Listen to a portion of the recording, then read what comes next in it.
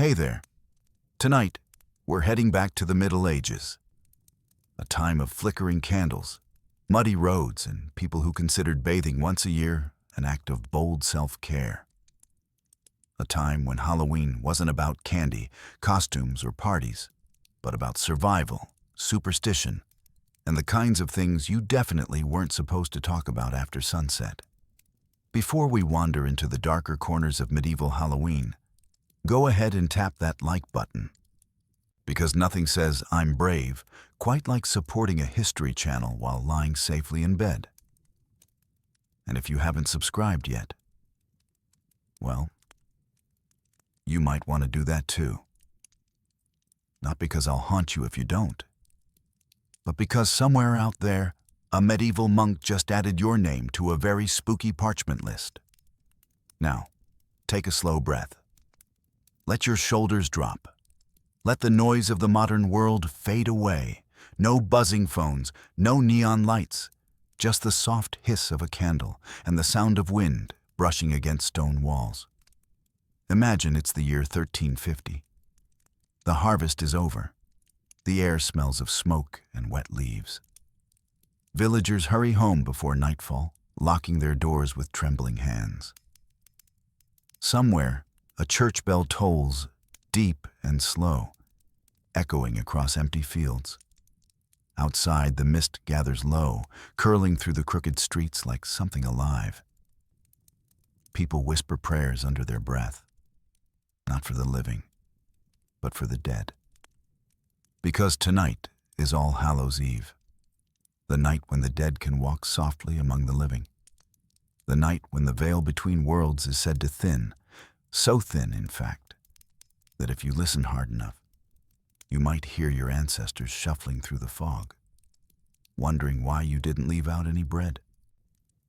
In the flickering candlelight of a peasant's cottage, you'd see families gathered by the hearth, faces half in shadow. The children hide under blankets.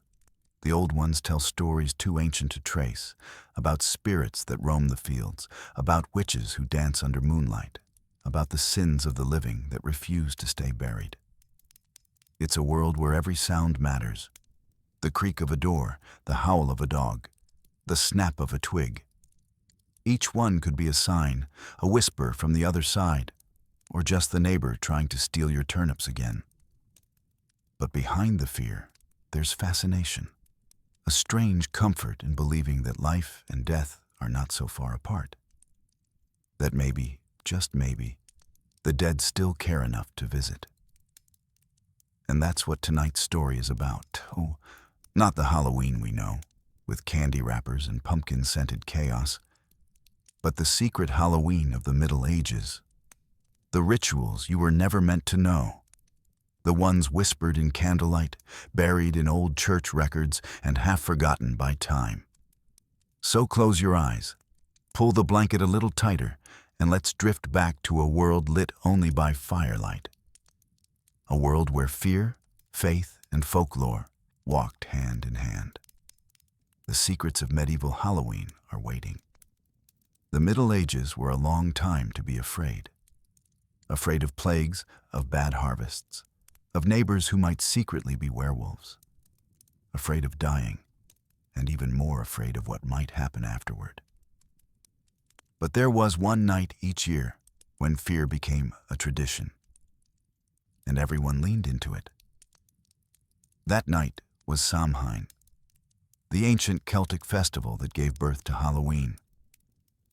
Long before churches rose above the hills and Latin prayers filled the air, people across Ireland, Scotland, and parts of England marked the end of the harvest with fire. Not cheerful bonfires for marshmallows and music, no. These were serious fires. Massive towers of flame meant to keep the darkness, and whatever lived in it, far away. The Celts believed that time didn't move in a straight line. It looped, it circled, it came back around like an overly curious ghost. So when the year died at the end of October, they thought the boundary between life and death blurred. The dead could visit, the living could glimpse the beyond, and everyone quietly hoped they wouldn't get the two mixed up. By the time of the Middle Ages, Christianity had tried its best to tidy up those old pagan ideas, like a monk sweeping bones under the altar rug. Samhain became All Hallows' Eve, a respectable night of prayer and candles for the departed. But villagers remembered the older ways. They still whispered about spirits wandering the roads. They still left bits of bread by the door, not for the poor, but for the dead who might pass by. And if you think that sounds creepy, imagine sitting by a smoking hearth in a one-room hut, listening to your grandmother explain that if you didn't leave food out, the ghosts would come knocking. And not politely. It wasn't all grim, though. The medieval mind was full of contradictions. They believed the dead walked softly, not to frighten, but to visit. It was said that on this night, ancestors came home, not through doors, but through smoke, through the breath of wind that slipped beneath the thatched roof. Families welcomed them in silence, setting an extra plate at the table, pouring a bit of ale on the ground, just in case Grandpa's ghost was thirsty. Across the villages of medieval Britain, the same pattern repeated every year. As the sun sank behind the hills, fires were lit at the edges of fields. They called them soul fires or need fires, and every home took its flame from the great communal blaze.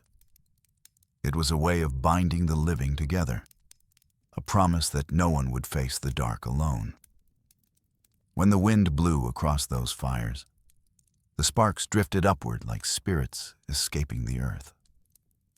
Children watched, whispering that each ember was a soul finding its way to heaven. Adults nodded solemnly, though many of them were secretly hoping their own soul wouldn't have to travel quite so high, given the kind of week they'd had. The night was filled with little rules, 1,000 whispered don'ts. Don't walk through crossroads. Don't whistle after sunset. Don't turn around if you hear your name spoken in the dark. Because everyone knew that on this night, something unseen might be standing just behind you. But amid all the tension, there was wonder. People looked at the stars differently on Samhain, as though heaven itself had cracked open a little. The air felt alive, charged with possibility. Stories said that animals could talk, that fairies crept into barns to braid horses' manes, and that if you stood in a church doorway at midnight, you could see the spirits of everyone who would die in the coming year. Which, honestly, sounds like a terrible date idea. For peasants who spent most of their lives under the rule of weather and chance, this night offered something rare. Meaning, if crops failed, it wasn't just bad luck. Maybe you'd forgotten to honor the harvest spirit. If your cow got sick, perhaps a wandering soul had brushed against her in passing. The world wasn't random. It was haunted in an organized, polite kind of way. And so the people treated the night with a blend of fear and respect. They didn't run from the dead. They made room for them. The house was cleaned, the hearth swept. Candles were lit in every window so the departed could find their way home. No one dared speak ill of the dead, not tonight. You didn't want to be the reason a ghost came knocking twice. Sometimes, travelers caught sight of strange processions moving along the roads. A line of pale figures carrying lights, faces hidden beneath hoods or veils. They called them the silent host, the souls of the restless, marching across the land until dawn. Most people stayed indoors and prayed. A few brave or foolish souls left bowls of milk or crumbs outside, hoping to earn a little ghostly goodwill. In the churchyards, bells rang slow and heavy. Each toll was meant to comfort the souls in purgatory, but to those still living, the sound carried a chill. It meant the door between worlds was open, just a crack, just for tonight. And as the hours passed, the villages grew quieter. Only the fires flickered now, and the faint wind stirred the ashes. Those who couldn't sleep swore they heard voices in the smoke. Familiar, tender, fading. The dead didn't walk in chains or shriek through windows. They simply lingered. A presence felt more than seen. It was a gentle haunting, born from memory rather than fear. And in a world that knew more loss than comfort, that was something sacred. So when we talk about Halloween today, the costumes, the masks, the candy, remember that once, long ago, it was a night of quiet welcome. A time when families whispered names of those they loved and let the candlelight burn until morning. Because in the Middle Ages, the dead didn't come to scare you. They came to remind you that they were never really gone. The Middle Ages were a tug-of-war between heaven and hearth, between the shimmering promises of the church and the stubborn whispers of the old gods hiding in the hills. And nowhere was that tension more visible than on All Hallows' Eve, when the villagers lit bonfires and the priests pretended not to notice. Because you see, Christianity didn't erase pagan traditions overnight. It was more like an awkward roommate situation, where both sides learned to tolerate each other's strange habits. The church wanted prayers for the saints. The peasants wanted bonfires, ghost stories, and possibly ale. And in true medieval fashion, they did both. By the time the first cathedral bells were ringing across Europe, the fires of Samhain still burned quietly in the countryside. From Ireland to Bavaria, villagers gathered on hilltops to light what they called hallow fires. Sacred flames meant to drive away evil and keep the spirits of the dead from getting too comfortable. To the priests, they were harmless village customs. To the peasants, they were ancient contracts, renewed each year between the living and the unseen. The church tried its best to bless the chaos. It renamed Samhain All Hallows' Eve, the evening before All Saints' Day, a respectable church-approved commemoration of the holy departed. But people heard Eve and thought party. So while the clergy held solemn vigils inside cold stone chapels, peasants danced barefoot outside, their faces lit by fire and mischief. Picture it. The glow of flames flickering across the faces of farmers, shepherds, bakers, and tired mothers. The smell of burning peat and applewood drifting through the night air. Children running in circles, laughing, their shadows leaping like ghosts on the walls.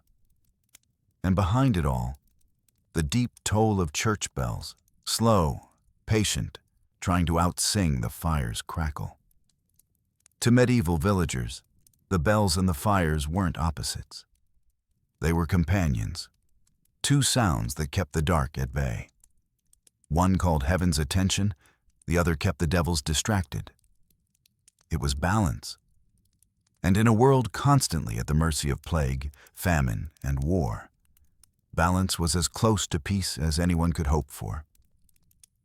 But if the bells were meant to protect, they also carried a warning. When they rang at midnight, people crossed themselves and whispered the De Profundis, a prayer for the souls still wandering between life and death. Some believed each toll of the bell freed one ghost from the torment of purgatory. Others thought it simply reminded the living to behave, which, to be fair, was a full-time job back then. In some places, the priests joined in the fire rituals themselves, though they'd never admit it. There are records of parish clerks in the 12th century carrying torches through fields while reciting psalms. Clever way of saying, we're not summoning spirits, we're blessing the crops. Meanwhile, just a few hills away, the peasants were doing exactly the same thing, minus the Latin, plus some dancing and probably a goat. The church's strategy was simple. If you can't destroy it, sanctify it. And so, ancient customs were gently repackaged. Offerings to the spirits became alms for the poor. Bonfires became holy lights. And the Feast of the Dead quietly merged with the Feast of the Saints. It was a divine rebranding campaign centuries before marketing was invented. Still, old habits die hard. In rural villages, people continued to practice strange little rituals that made priests sigh and bishops frown. They carried embers from the communal fire to their hearths, believing it would protect their homes from evil for the year to come. They leapt through flames to cleanse their souls, or at least their ankles. And they tossed handfuls of herbs, saying the names of their dead so the smoke could carry their prayers upward. From the church's point of view, this was flirting dangerously close to witchcraft. From the villagers' point of view, it was just another Tuesday. There's a letter from a frustrated bishop in 1273, complaining that his congregation still danced about the fields at night, invoking old spirits under the guise of Christ's protection. You can almost hear the exasperation in his quill. He might have been even more annoyed if he'd known that the local monks were probably doing it too. Because while the church publicly condemned these fires, it also quietly relied on them. The villagers' faith kept them calm, and calm peasants meant fewer confessions, fewer riots, and fewer unfortunate accidents involving pitchforks. So the bells rang, the fires burned, and everyone pretended they were on the same side. As the night deepened, the sound of bells echoed through the valleys. Slow, rhythmic, endless.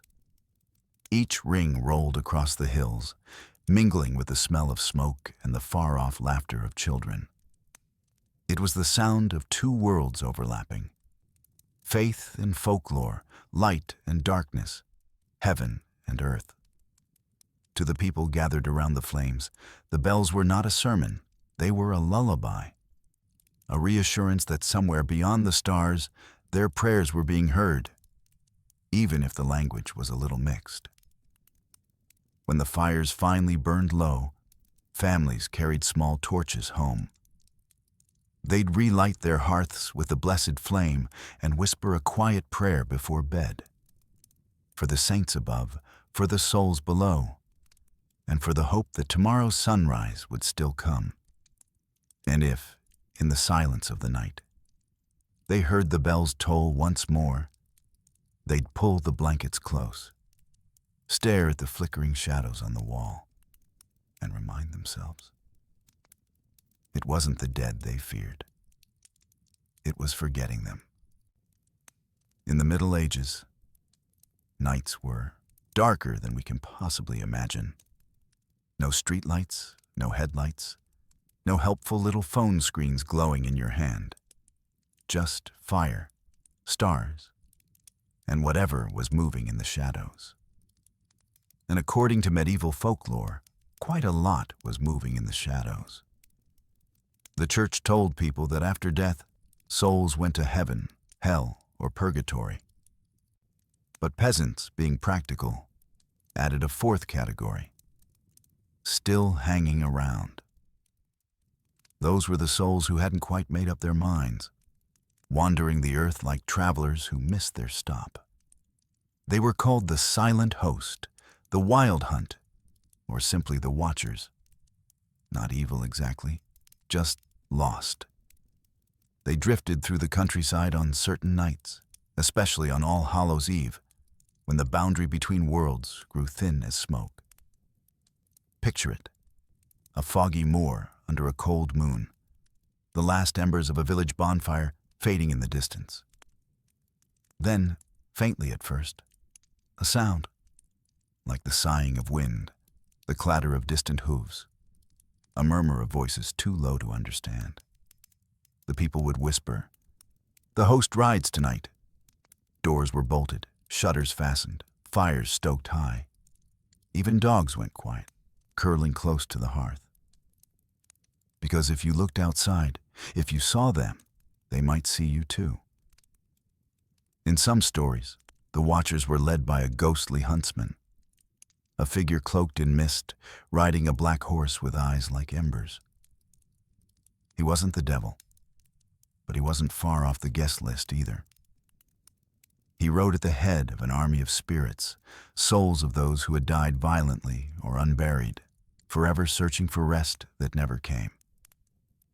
Other tales said it was a host of angels, fallen, but not damned.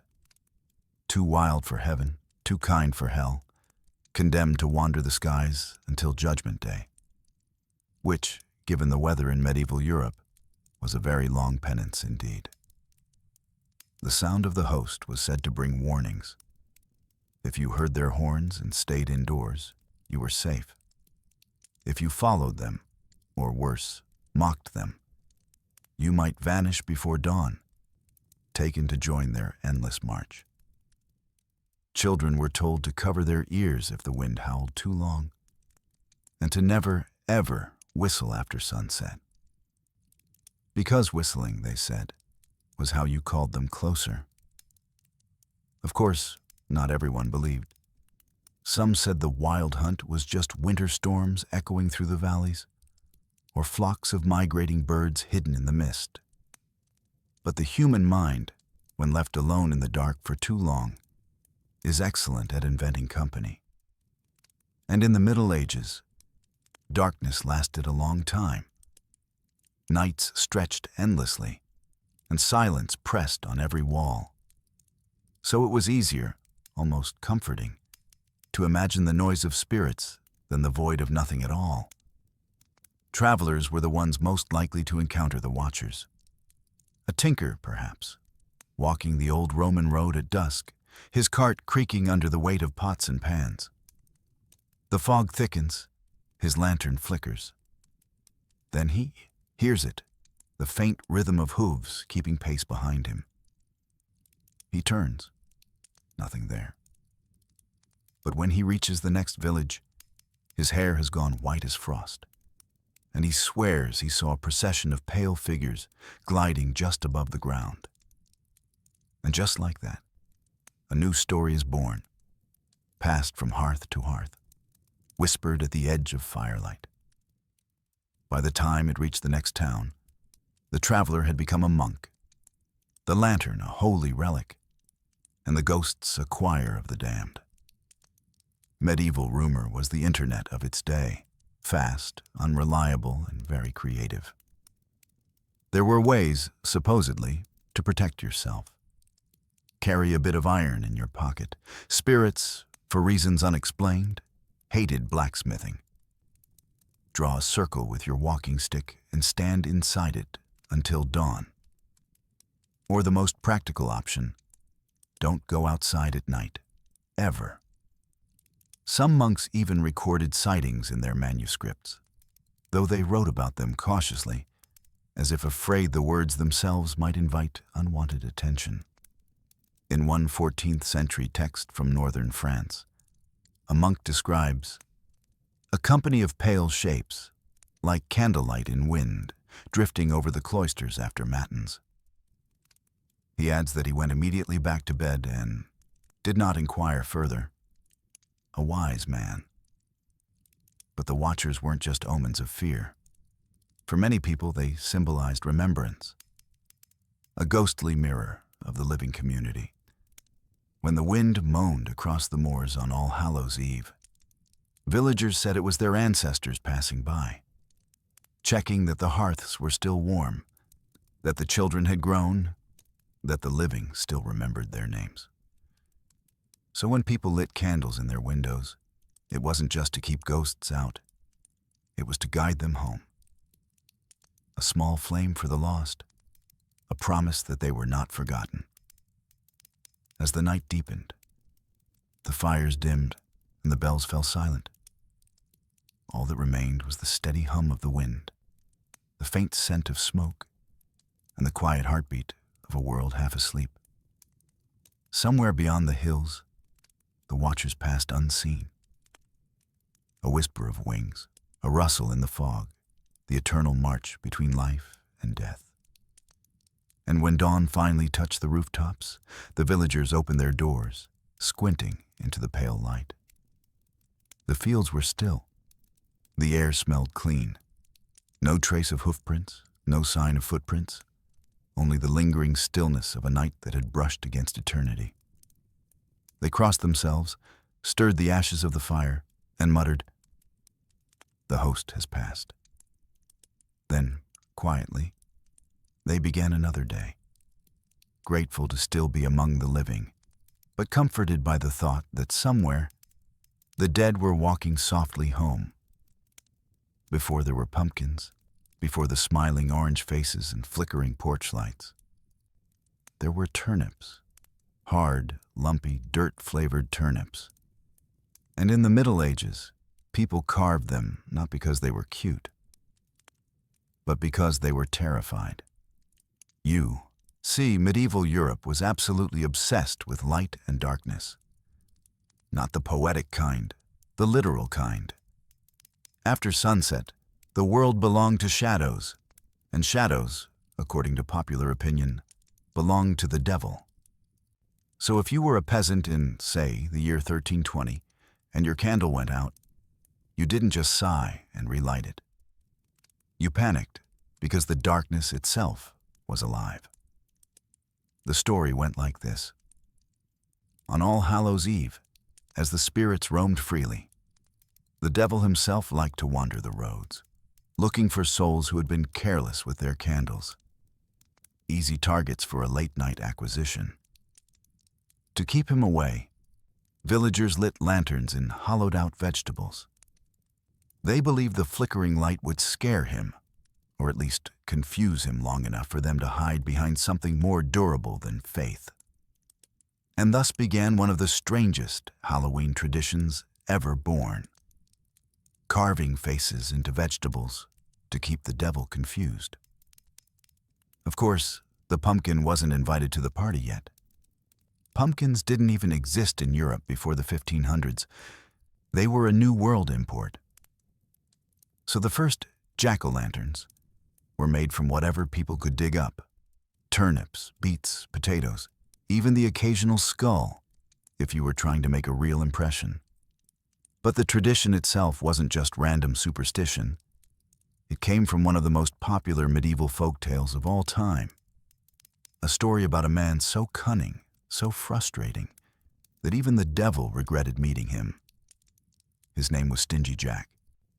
Now, like most medieval legends, this one has about 16 versions, 3 moral lessons, and absolutely no proof. But the story goes something like this.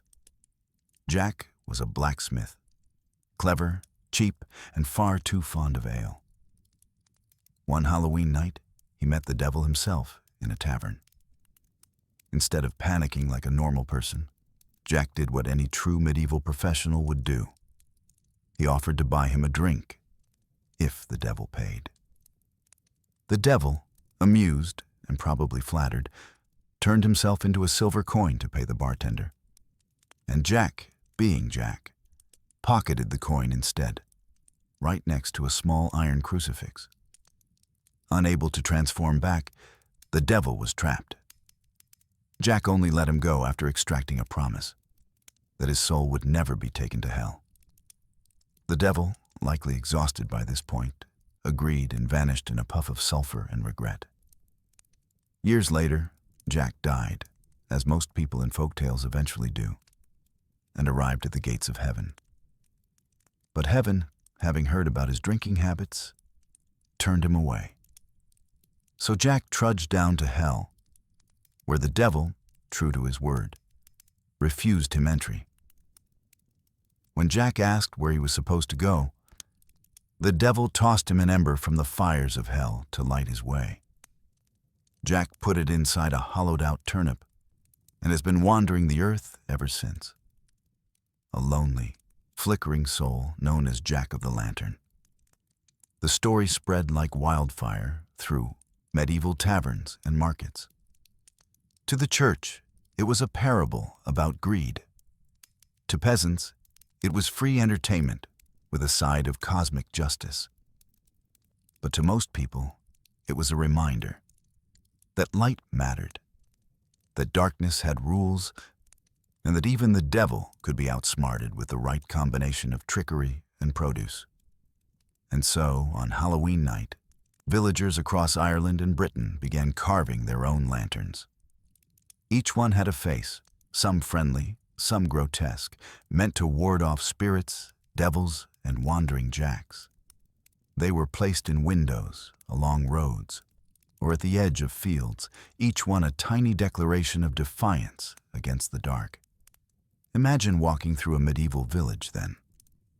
The sky black as pitch, the only sound the wind dragging leaves along the dirt road.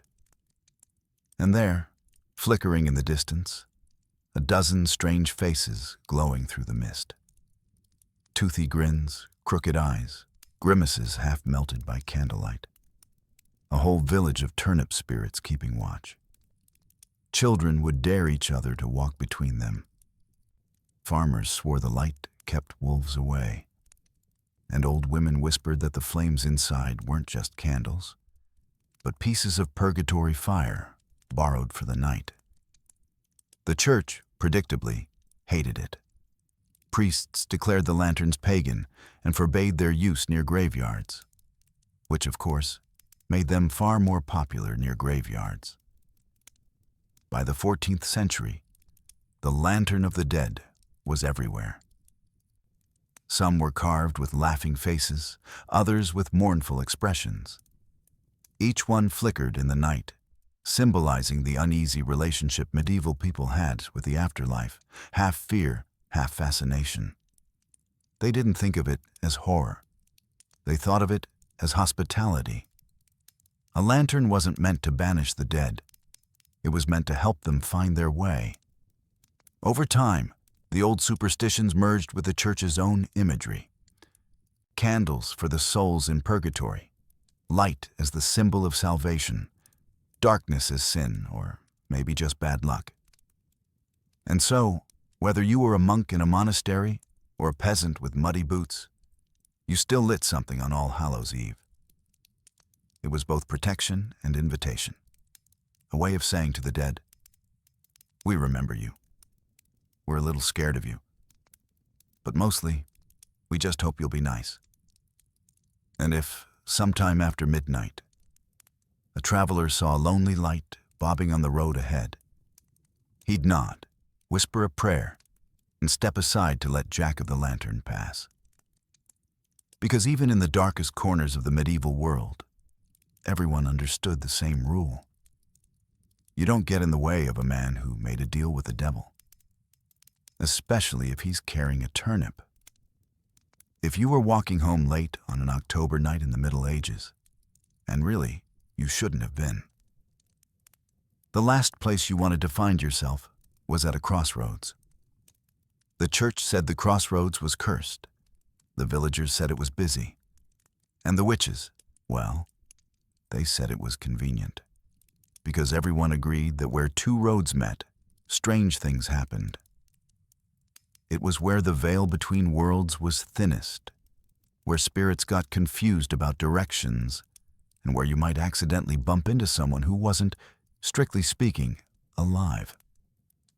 The crossroads were neutral ground, part earth, part something else, not quite sacred, not quite damned, which made them perfect for people who needed to make quiet arrangements with powers they couldn't talk about in church.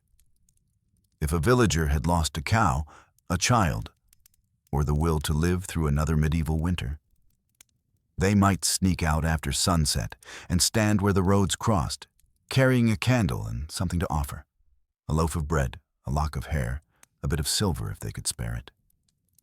They would whisper to the darkness, "Help me." Not to God necessarily, just to whoever was listening. Sometimes that was enough. The next morning, the lost cow returned. The fever broke. The misfortune ended, and no one asked too many questions about why. That's the thing about the Middle Ages. People feared witches, but still hired them. They condemned magic in sermons and bought it in secret. The village wise woman, the one who mixed herbs and knew how to cure toothache, might also be the one people avoided eye contact with at Mass, just in case. And on Halloween night, All Hallows' Eve, the wise women, the healers, the ones who knew things, would sometimes gather at the crossroads for their own kind of ceremony. Nothing like the wild, devilish Sabbaths later imagined by painters and priests. More practical. A small fire, a circle of stones, a few whispered charms to keep the winter away. They honored the earth, the moon, the dead, and occasionally, the neighbors who owed them money. To the church, of course, this was unacceptable. Bonfires could be blessed. Crossroads could not.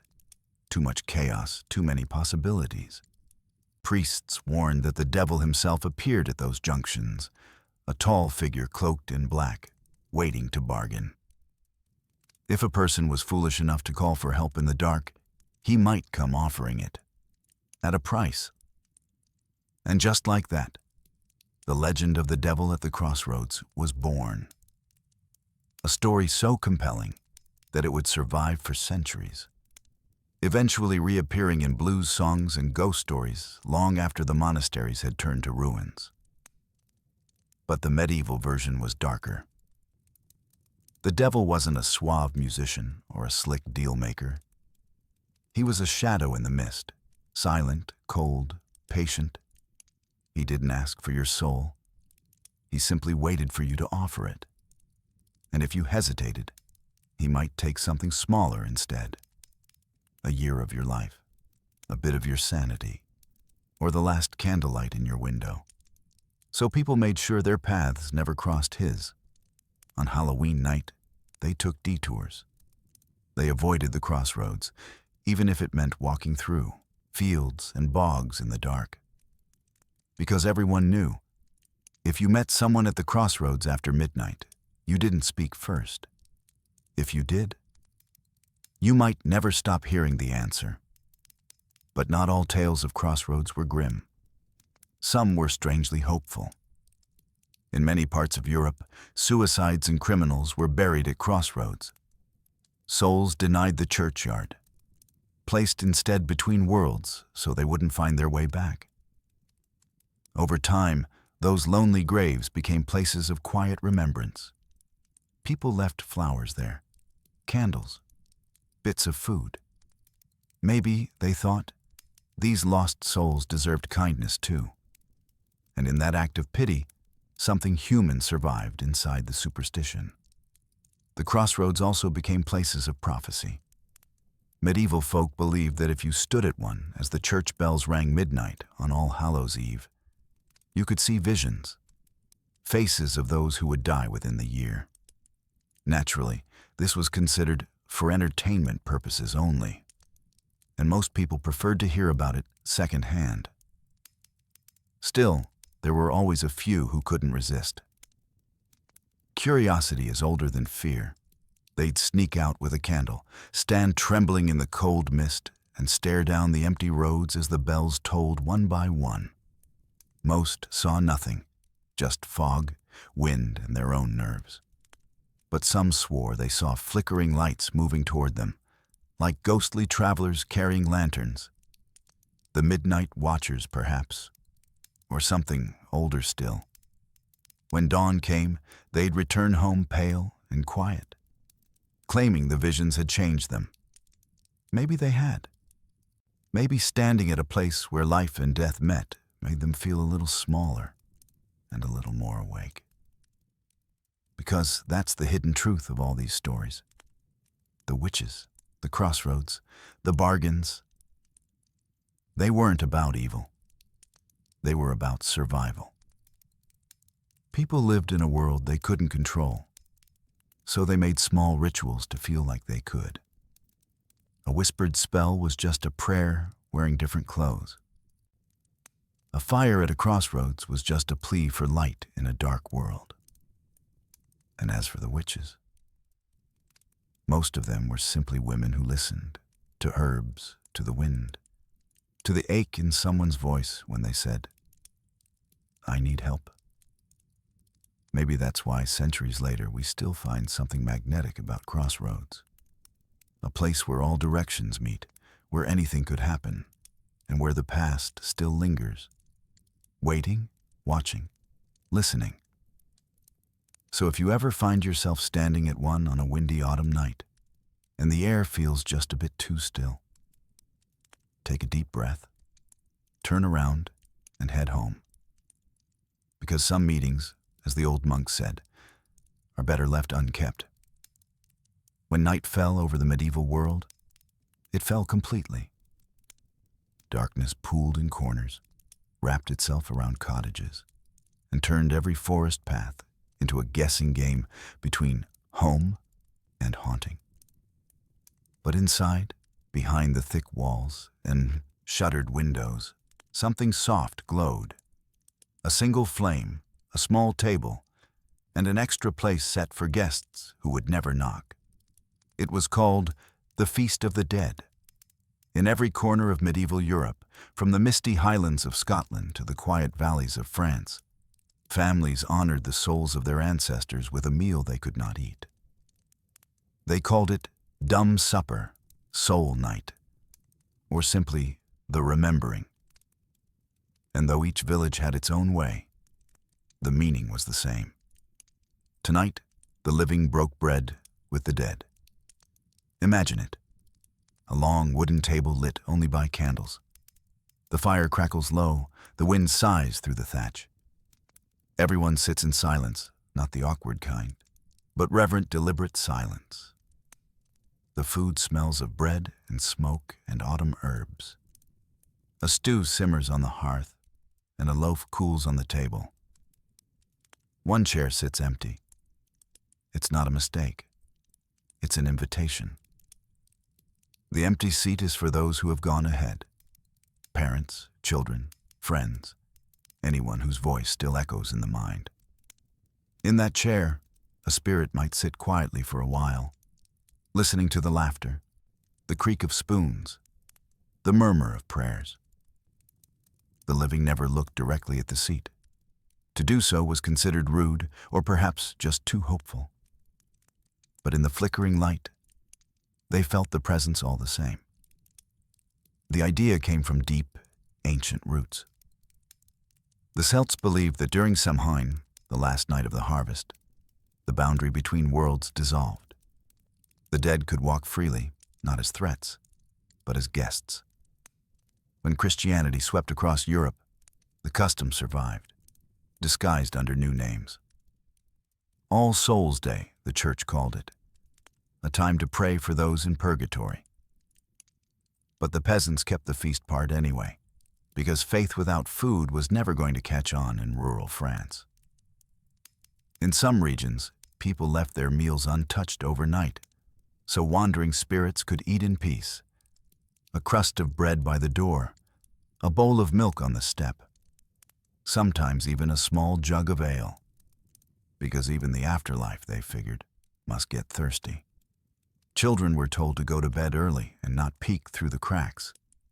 If they did, they might see ghostly figures sitting at the table, faces pale as moonlight, hands hovering just above the food, as if remembering the taste of life. But the mood wasn't frightening. It was gentle, bittersweet, like a reunion you can feel but not touch. There was comfort in the ritual, in pretending for one night that loss was only temporary. In parts of Brittany, church bells tolled softly through the evening to guide the souls home. In the Italian Alps, families lit candles along the road so the dead could find their way through the fog. In Spain, bakers made pan de animas, soul bread, decorated with crosses or flowers. And in Ireland, people sprinkled flour on the floor before bed to see if any footprints appeared by morning. If they did, they smiled, a sign that someone had stopped by. Even monasteries joined in, though they pretended not to. Monks would prepare simple meals, fish, beans, bread, and leave them in the cloister overnight. They called it feeding the forgotten. By dawn, the food was always gone, and though everyone knew the cats were probably involved, no one said it aloud. Faith, after all, is about believing what feels right, not what can be proved. The Feast of the Dead wasn't just superstition. It was therapy, long before the word existed. Life in the Middle Ages was short, hard, and full of farewells. Every home had its absences, its empty chairs. By setting a place for the missing, people made peace with that emptiness. They gave grief a seat at the table, and in doing so, it stopped being a ghost and became a guest. Sometimes the supper included fortune-telling. After the meal, candles were snuffed out one by one, and whoever's flame lasted longest would have good luck in the year to come. Some left a key in their cup of wine overnight. If the drink was undisturbed in the morning, it meant the visiting souls had blessed the household. If the cup was overturned, well, you might want to sleep with the lights on. When the food cooled and the candles burned low, families would rise together, bow their heads, and whisper the names of those they remembered. Each name was a kind of resurrection. A breath sent into the dark to say, "You are not forgotten." Outside, the wind rustled through the fields. The same fields those ancestors had once worked. The same air they had once breathed. It was as if the land itself joined in the ritual, a silent witness to the cycle of life and death repeating forever. By morning, the table would be cleared. The food was shared among the poor or fed to animals. No one dared waste a meal that had been blessed by spirits. Life continued, as it always did, plowing, mending, praying, surviving. But for one night, the distance between the living and the dead had felt smaller, almost gone. In time, the custom faded. The candles were replaced by pumpkins, the prayers by parties. But if you light a candle tonight and feel a sudden warmth in the room, perhaps someone old and kind has found their way home again. So let it burn. Let the flame flicker softly in the dark, and remember that the Feast of the Dead was never about ghosts. It was about love, and the beautiful, impossible hope that love, once given, might never truly die. If you were to stroll through a medieval churchyard after sunset, which, let's be honest, was already a questionable life choice, you might have seen something unexpected. Not thieves, not grave robbers, but ordinary people, wrapped in cloaks, lying among the tombstones as if they'd simply chosen the world's most unsettling campsite. This was not madness. It was devotion, or so they said. Because in the Middle Ages, on All Hallows' Eve, some believed that sleeping in a graveyard could bring visions of the dead. Not the terrifying kind that rattled chains and moaned, but soft, dreamlike visits from loved ones long gone. If you slept near their resting place, you might see them in your dreams, hear their voices, or learn some comforting secret from beyond. The practice was called the Vigil of the Souls, and while the church officially discouraged lying down among corpses, it quietly understood why people did it. The medieval world was full of loss, plague, famine, war, childbirth, accidents involving livestock. Grief was as common as weather, and people longed for one more glimpse, one more word, even if it came from the thin border of sleep. It wasn't always about sorrow. For some, it was curiosity, a test of faith and courage. Spend one night among the dead, they said, and you will never fear death again. Which sounded noble, right up until the first owl screeched and someone bolted for the nearest hedge. But others truly found peace in it. They believed the graveyard was not a place of horror, but of company. The dead weren't gone. They were neighbors, and Halloween night was the only time of year you could share their quiet. In small villages, entire families sometimes gathered near the churchyard. They'd light lanterns, set out bread, and take turns keeping watch beside the graves of parents, children, and friends. Some dozed, others prayed. And in the morning, they left candles still burning, a signal to the spirits that they were remembered. Of course, this gentle tradition had its darker versions. Superstition tends to multiply like mushrooms in damp soil. Some believe that if you spent the night in the wrong graveyard, you might see not your ancestors, but the unholy dead, restless souls who had been denied Christian burial. They wandered without peace, drawn to the warmth of the living like moths to a candle. They weren't violent, just lonely. But loneliness, as any monk would tell you, can be contagious. It was said that if one of these wandering spirits touched you as you slept, you'd wake pale and feverish, your dreams filled with whispers that never quite stopped. You'd spend the next year distracted, forgetful, standing at your door at odd hours as if listening for something. And when the next Halloween came, you'd feel a pull, a longing to return to the graveyard, to lie down once more among your ghostly acquaintances. But most of the time, the night passed quietly. There are stories of villagers waking before dawn to see faint shapes moving through the mist. Figures bending over graves, touching headstones like someone remembering an old song. By the time the first bell rang for morning mass, the shapes were gone, leaving only dew and silence behind. Priests called these visions temptations of the devil, but the people thought otherwise. They believed the dead came not to harm, but to reassure, to remind the living that faith didn't end in the ground, it only rested there.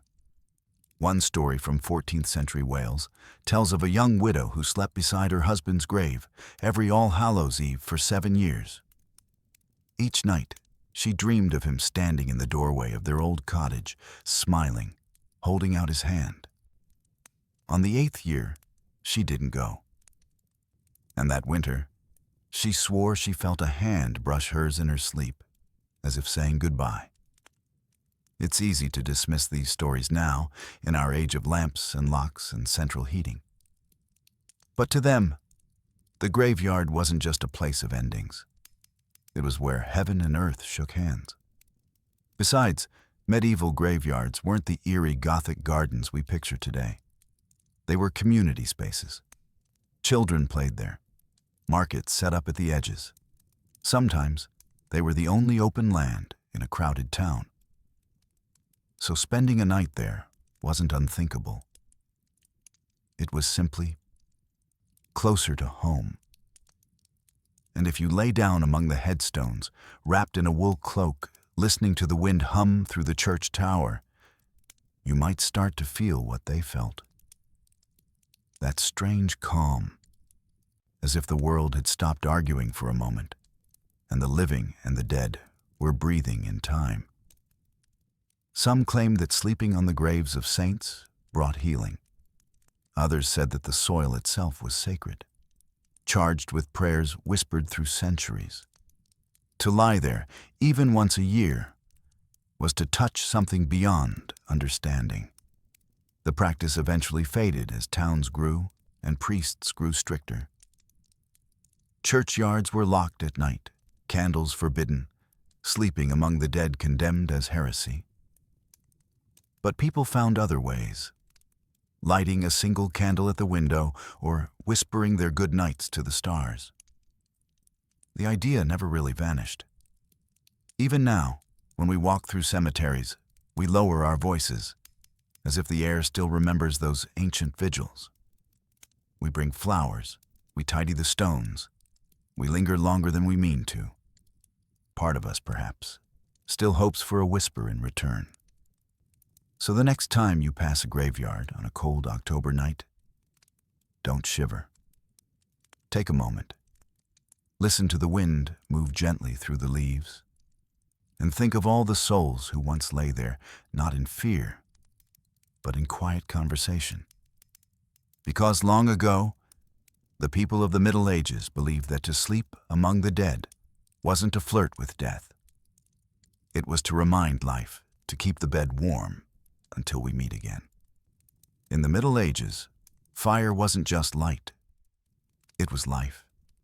Every home revolved around a flame. It warmed the hearth, cooked the meals, boiled the water, and quite possibly kept away the ghosts. Without it, a medieval night was more than dark. It was absolute. A black so heavy that even the stars seemed to vanish beneath it. So people learned to treat their candles like companions. They talked to them, prayed beside them, and guarded them as if their souls were tucked inside the wax. And in some ways, they believed that's exactly what they were. The legend went like this. On All Hallows' Eve, every person was tied to a single candle, a flame that burned with the same strength as their own life. As long as the candle burned steadily, you were safe.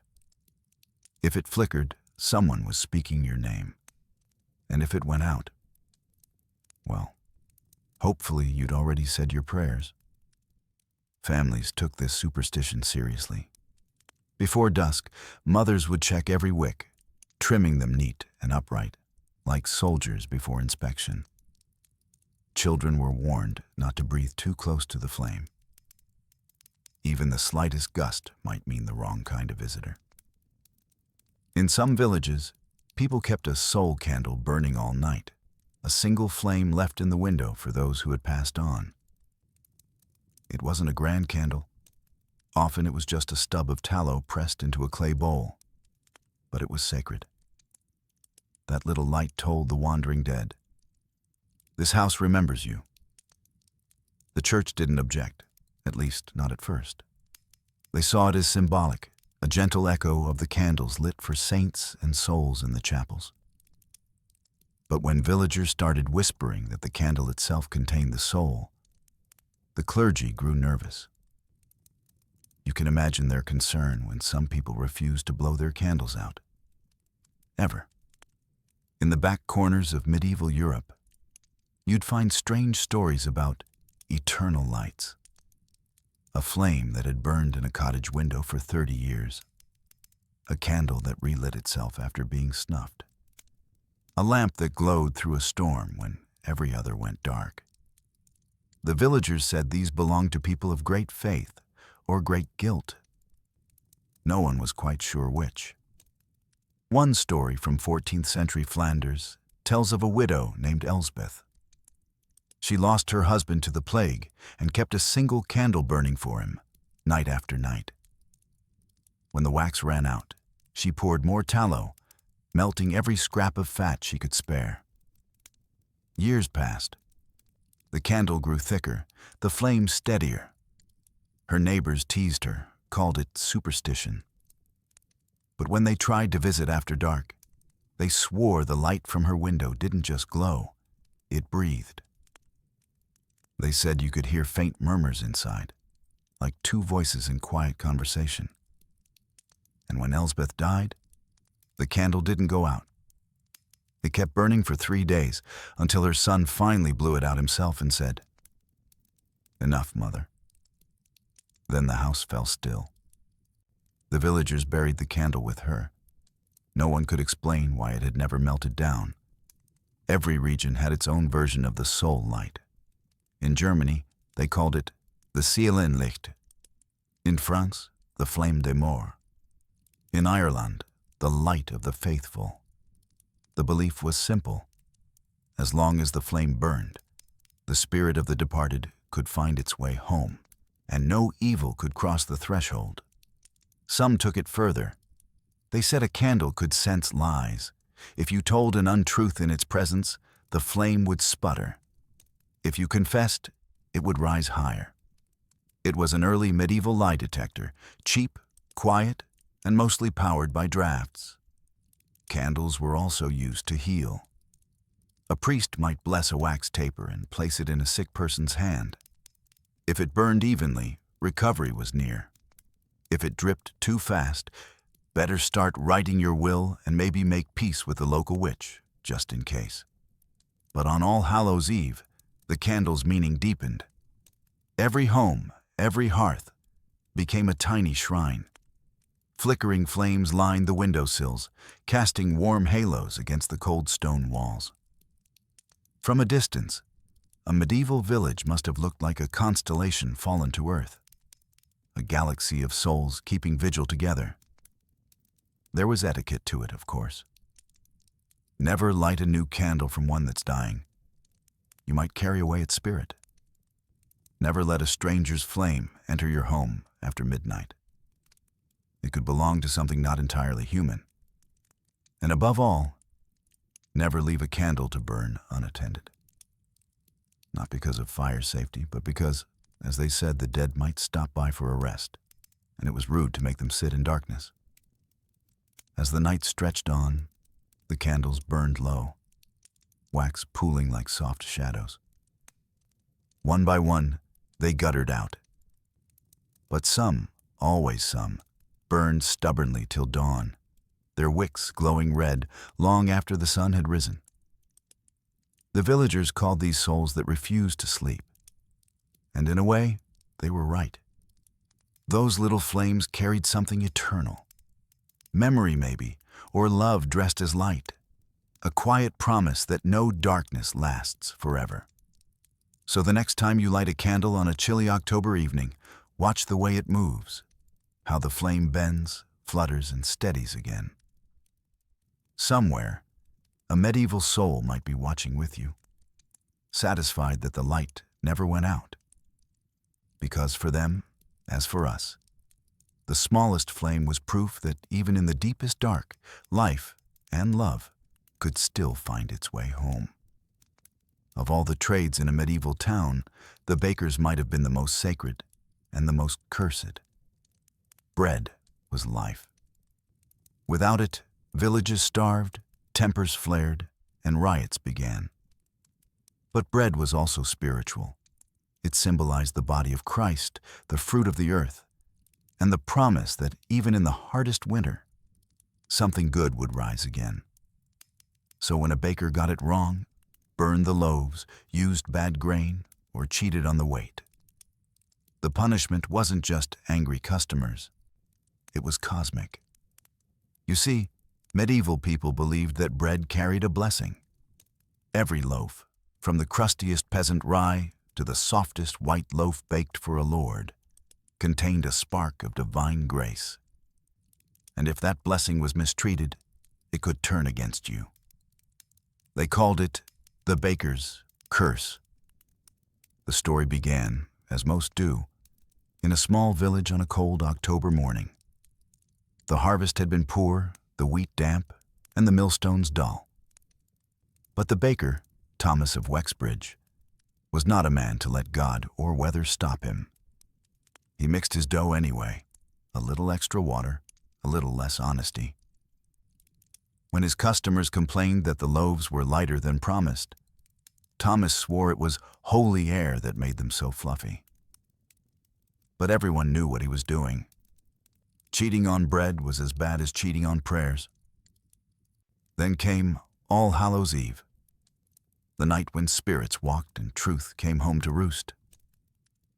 Thomas rose before dawn to light his ovens, but when he opened his flour sack, it wasn't flour at all. It was ash. Fine gray powder, soft as dust, smelling faintly of smoke. He crossed himself, blamed the miller, and fetched more grain. But when he poured it into the trough, it too turned to ash. He tried again and again, until the whole bakery filled with it. Ash on the floor, ash on his hands, ash in his hair. The ovens flared once, then went cold. That night, the villagers said they saw a strange light glowing in the bakery window. Some thought it was fire, but when they looked closer, it was just the faint, flickering shape of loaves that weren't there. Ghost bread, rising in the dark. The next morning, Thomas vanished. Only his apron remained, folded neatly on the counter. The villagers took it as a warning. Never bake a loaf without blessing it. Now, of course, most people didn't vanish into flour-based oblivion. But the superstition stuck. Bakers across Europe began marking their bread with small crosses before baking, a habit that still lingers today. It wasn't just decoration, it was insurance. If the bread cracked properly, the baker was safe. If it didn't, well, you might want to find a new career in beekeeping. There were other customs, too. The first loaf from the oven was always broken in silence and offered to the poor or to the church. It was called the soul's portion. Even the smallest village baker did it, just to make sure no hungry ghost followed the smell home. Some towns went further. In parts of France, bakers left a small piece of dough on the windowsill each All Hallows' Eve, a gift for wandering spirits. Or for Saint Honoré, the patron saint of baking, who was said to visit the good and curse the greedy. They said if you baked through the night and saw no cracks on your loaves by dawn, the saint had passed you by. And there were stories, of course, always stories, of bakers who mixed human ashes into their dough to stretch their flour, of ovens that burst open to reveal loaves that bled when cut, of bread that turned to stone in the mouths of liars. Dark tales, told mostly to scare apprentices into good behavior. But beneath the fear was respect for fire, for grain, for life itself. In a world where famine was never far away, bread was holy because it was survival. And to waste it, to sell it unfairly, or to mock it, was to invite the hunger of heaven. Still, the baker's curse had its humorous side. In England, an old law required bakers to give 1 extra loaf for every dozen sold. The famous baker's dozen. Why? Because if your scales cheated a single ounce, you weren't just defrauding the customer, you were tempting the curse. Better to throw in an extra roll than risk waking up to find your oven full of ghosts. By the late Middle Ages, the story of Thomas the Ash Baker had become a fireside favorite. Children whispered that his spirit still wandered on Halloween night, haunting dishonest bakers, turning their flour to dust. And if a loaf cracked too early or burned too fast, they'd say, "Thomas is watching." But some versions were kinder. They said Thomas was forgiven, that every All Hallows' Eve, his ghost returned not to curse, but to check that no one had forgotten the blessing, that every loaf still bore its cross, that every baker still gave the poor their share.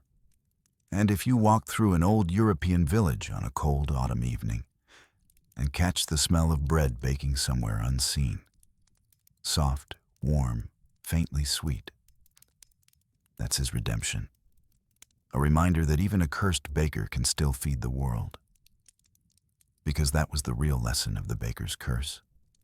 Honor your craft, share what you have, and never take lightly the hands that feed. And maybe, just maybe, whisper a small thank you before your next slice of toast. You never know who's listening. By the time the harvest was finished in the Middle Ages, the fields were never truly empty. Yes, the grain was gone, the tools put away, and the oxen finally allowed a well-deserved nap. But something lingered out there among the stubble. Something the villagers whispered about when the wind blew low and the moon turned silver. They called it the spirit of the grain, the ghost of the harvest itself. Every year, as scythes swept through the golden fields, peasants believed that a living presence fled before the blades, a soul that moved from stalk to stalk, growing weaker as the reaping went on, until it hid in the very last sheaf still standing. That final bundle was sacred. It held the life of the land, the heartbeat of the crop, the whisper of all that had fed them. And so, when it came time to cut that final sheaf, No one did it lightly. Some villagers bowed before it, others muttered blessings, and a few even made excuses to look the other way. Because whoever struck the last blow was said to take the spirit's burden for the year to come. They called it the Corn Mother in England, the Barley Bride in Ireland, the Old Woman of the Field in Germany, and the Grain Wolf in Scandinavia. Each region gave her a different shape, but she was always the same idea. A living soul inside the harvest, both generous and dangerous, like nature itself. When the final sheaf fell, it was tied up carefully and brought into the village like a guest who mustn't be offended. In some places, they dressed it in ribbons. In others, they wove it into a doll and gave it a name. Children would carry it through the streets, while the adults sang and clapped, half celebration, half apology. Then the harvest ghost was placed above the hearth, to watch over the home through the winter. If a family treated it kindly, kept it dry, offered it a bit of bread or ale, their crops would flourish the next year. If they neglected it, their fields might rot or their animals fall sick. Because, as every farmer knew, gratitude mattered to the dead and to the soil. In other parts of Europe, they buried the last sheaf right back into the earth, not out of disrespect, but as a promise.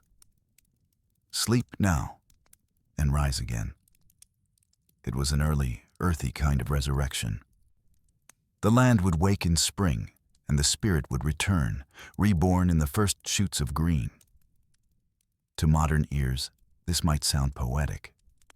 To a medieval peasant, it was practical theology. The earth gave life, the earth took it back. And somewhere in between stood humanity, muddy, grateful, and mildly terrified. But there were darker versions of the story too. In some villages, if the harvest failed, they said the spirit had grown angry. Maybe someone had mocked the old songs, or spilled beer on the last sheaf, or forgotten to leave bread in the field. Whatever the reason, the ghost would wander, roaming the empty furrows at night and crying like a lost child.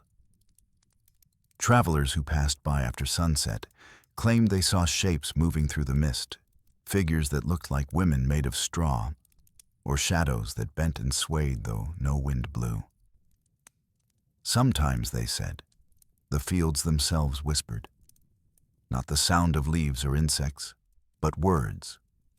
Old words in old tongues asking to be remembered. So on All Hallows' Eve, villagers returned to the fields with torches. They lit small fires, sang the harvest songs one more time, and poured ale onto the ground. The gesture was simple, a toast to the dead and to the grain that had died to feed them. They believed that by honoring the spirit of the field, they were keeping death itself at bay, at least until spring. Children loved these gatherings. They danced between the rows, waving sparks through the dark. Their laughter echoed off the hills, and for a few moments the fields seemed alive again, glowing, breathing, almost smiling. The church tolerated it, as long as no one called it what it really was. Officially, it was a blessing of the soil. Unofficially, it was a conversation with ghosts. Some monks even took notes. In a 12th century account from Normandy, a scribe describes watching villagers carry the final sheaf into the church, laying it before the altar and praying, not to the saints, but to the Lady of the Grain. He added, perhaps with a shrug, better they pray to her than to nothing. The idea that the harvest had a soul lingered for centuries.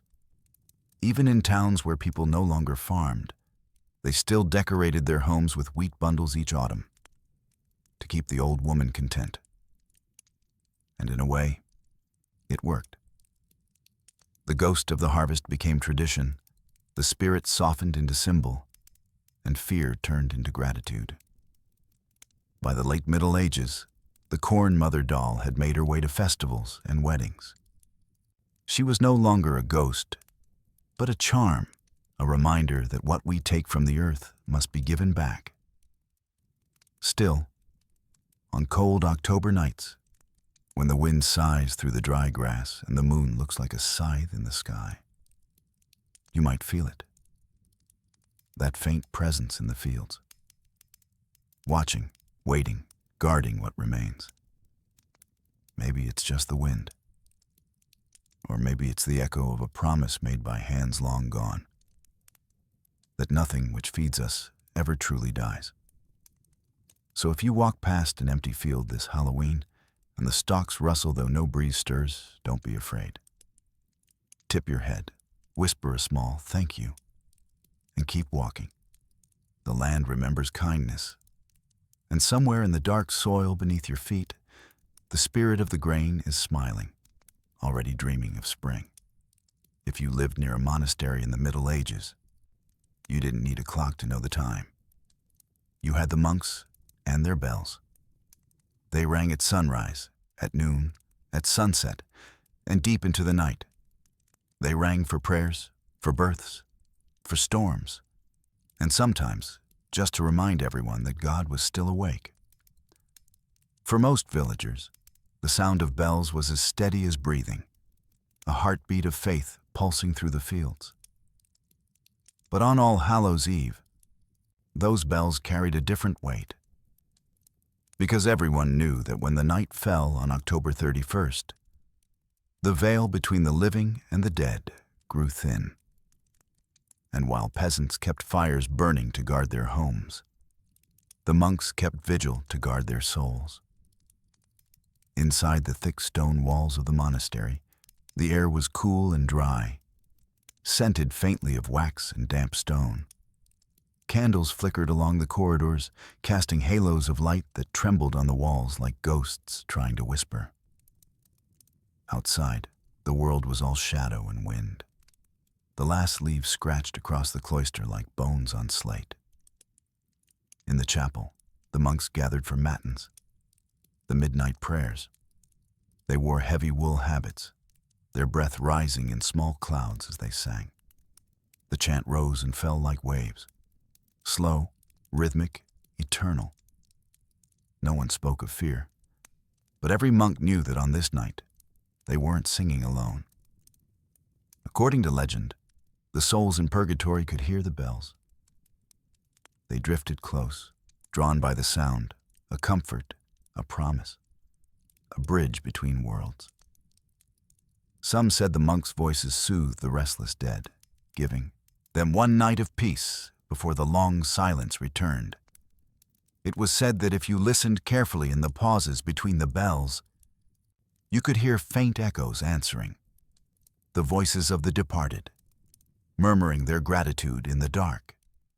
Now, whether the monks actually heard them or simply wanted to believe they did, no one can say. But in those hours before dawn, when the wind moaned through the cloisters and the candles guttered low, the line between prayer and haunting blurred beautifully. There are old monastic journals filled with such moments. One 13th century abbot in York wrote that during the vigil of All Hallows, he saw a procession of dim lights moving through the graveyard outside the abbey. Each light, he said, was the soul of a monk long dead, walking back to join the chant. He claimed he recognized their faces in the glow. The next morning, he told no one, only added a note in the margin. The choir was full tonight. Monks were practical men, but they lived close to mystery. They copied books about angels and demons, debated whether ghosts could sin, and argued passionately about how loud bells should be rung to scare off spirits. Surprisingly loud, according to the winning side. For centuries, bell ringing was considered the best defense against the supernatural. A tolling bell could banish storms, cure disease, and, most importantly, send any wandering spirit back where it belonged. Church records list specific spirit bells kept for the purpose. small handbells used at midnight, rung over graveyards or crossroads. The sound was said to cleanse the air, but not all monks trusted the bells completely. Some believed they could attract as well as repel. After all, what spirit wouldn't be curious about a melody meant just for them? And so, while one group rang as loudly as possible, others prayed in whispers, hoping not to draw attention from the wrong sort of listener. There's an old tale from a monastery in the Black Forest.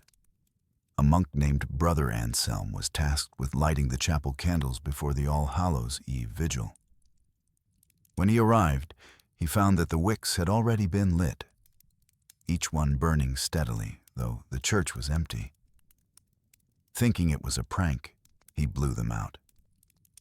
Immediately, the bells began to toll by themselves, their ropes swinging with no hands upon them.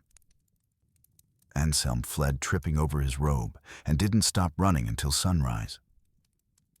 The other monks found him pale and shaking. He refused to speak of what he'd seen, but from that night on, the candles in the chapel were never blown out, only allowed to burn down on their own. Not all such tales ended in fright. Many monks spoke of warmth, of feeling unseen hands resting on their shoulders during prayer, of lights that hovered gently near the altar, of whispers that sounded less like fear and more like reunion. Perhaps they simply found what they were looking for, proof that faith was heard, even in the dark. When the bells finally rang for lauds, the dawn service, the monks stepped outside to greet the first light of November. The mist hung low over the fields, and frost glistened like dusted glass on every branch. The air smelled of smoke, wax, and something older, as though the prayers of the night still lingered, woven into the chill morning air. They bowed their heads and said nothing.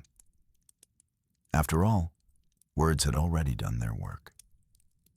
Somewhere, in the hush between heaven and earth, the dead had listened. And maybe, as the last bell faded, they were listening still, before plastic masks and pillowcases full of candy, before the word Halloween even existed. Children in the Middle Ages were already knocking on doors. Not for sweets, though. For souls. They called it souling. It began quietly, as so many medieval customs did, with bread, candles, and a little superstition wrapped in good manners. On All Hallows' Eve, the living prayed for the dead, and the dead, it was believed, listened. So the poor, or anyone small enough to look adorable and slightly haunting, went door to door offering prayers for the souls of a household's departed loved ones. In return, they were given food. Small round cakes called soul cakes, spiced with nutmeg and marked with a cross. Each cake eaten, they said, freed one soul from purgatory, which made Halloween, at least briefly, the world's only door-to-door rescue mission. Imagine it, a gray English village under a harvest moon, the smell of smoke and baking bread in the air. Children in rough wool cloaks carrying little lanterns made from hollowed turnips, their faces half lit, half shadow. They move through the streets in pairs or threes, singing softly at each door.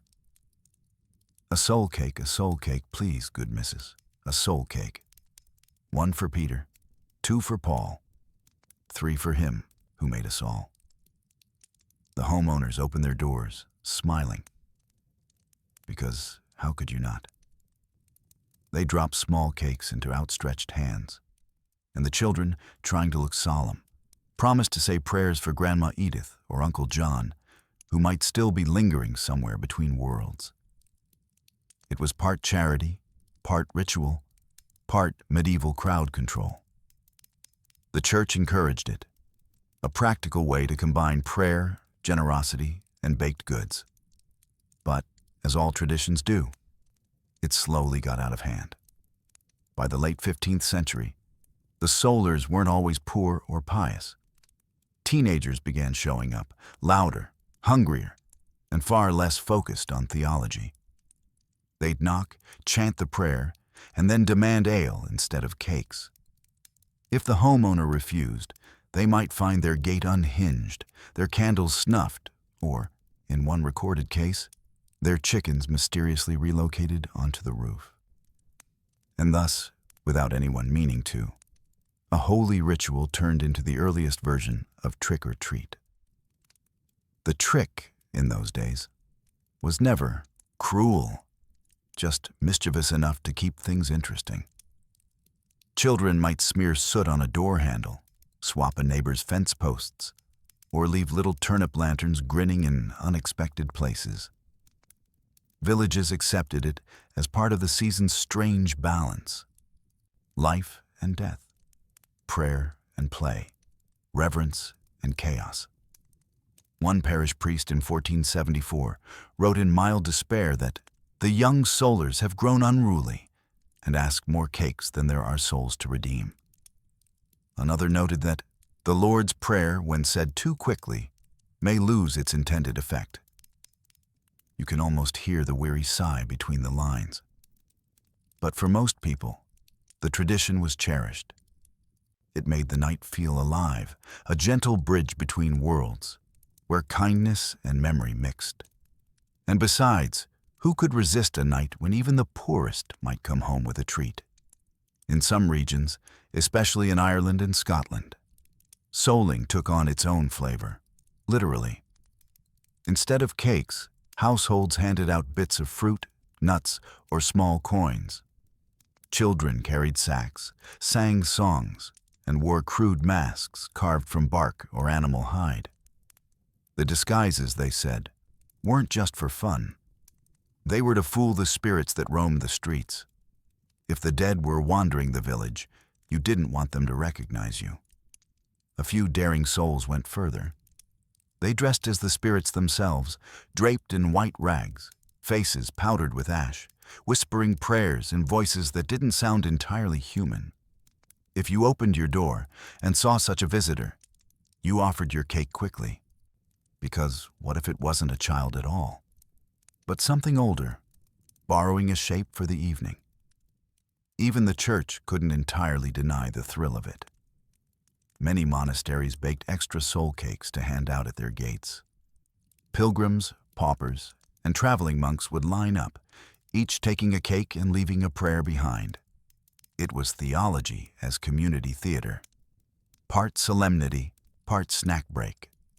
And it wasn't only for children. Adults joined in too, especially the lonely or the grieving. Going door to door in the cool October air, sharing food and names of the departed, made death feel smaller, like a neighbor rather than an intruder. Over time, souling spread across Europe, changing shape as it traveled. In France, it became la quête des âmes, the quest for souls. In Germany, children carried lanterns and recited rhymes for good luck. And in some quiet villages of Wales, they still bake soul cakes to this day, round, golden, and sweet. A taste of medieval hope that somehow survived into the modern world. So when you see a child in costume holding a bucket of candy, remember that they're part of a very old lineage, not of ghosts, but of generosity. They are little echoes of the souling nights when prayers and pastries kept the darkness at bay. And if you hand out sweets this Halloween, you're keeping the tradition alive, just with more sugar and fewer Latin hymns. Because even after centuries of change, the meaning hasn't faded. The night still belongs to the living and the dead together. And the simple act of giving at your door is still, in its own way, a prayer whispered to the stars. Long before the plastic fangs and superhero costumes, before glow sticks and candy wrappers rustling down suburban streets, people were already dressing up on Halloween. Only, in the Middle Ages, it wasn't for fun. It was for survival. Because if you believed that spirits wandered the earth on All Hallows' Eve, you had two choices: hide or blend in. And blending in meant one thing: a disguise. In medieval villages, masks weren't festive. They were protective. They weren't made of bright colors or glitter. They were carved from bark, smeared with soot, or stitched from old cloth that smelled faintly of smoke and fear. Some were simple, a hollow gourd with eye holes. Others were elaborate, horned, feathered, painted in ash and blood. The goal wasn't to look pretty. It was to make whatever was lurking in the dark think twice about lurking near you. This strange custom was known as guising, and it might be the earliest ancestor of costume parties, though party is a generous word for a night spent pretending not to be yourself. The logic was simple enough. On All Hallows' Eve, the dead walked among the living. If they couldn't tell who was who, you might escape their notice. Or, if you were lucky, scare them instead. There's an old Scottish rhyme that went, "The souls o' the dead gang o'er the land, but they'll ne'er touch the geyser's hand." It was a kind of magical insurance. Put on the mask, join the crowd, and the ghosts would pass you by. Or so people hoped. The first geysers were often children or beggars. They'd go door to door, much like the Solars, wearing masks and carrying lanterns carved from turnips. In exchange for prayers or short songs, they'd receive small cakes, apples, or nuts. But sometimes, the masks stayed on long after the treats were gone. By moonlight, the streets filled with strange figures, half human, half shadow, faces flickering between laughter and menace.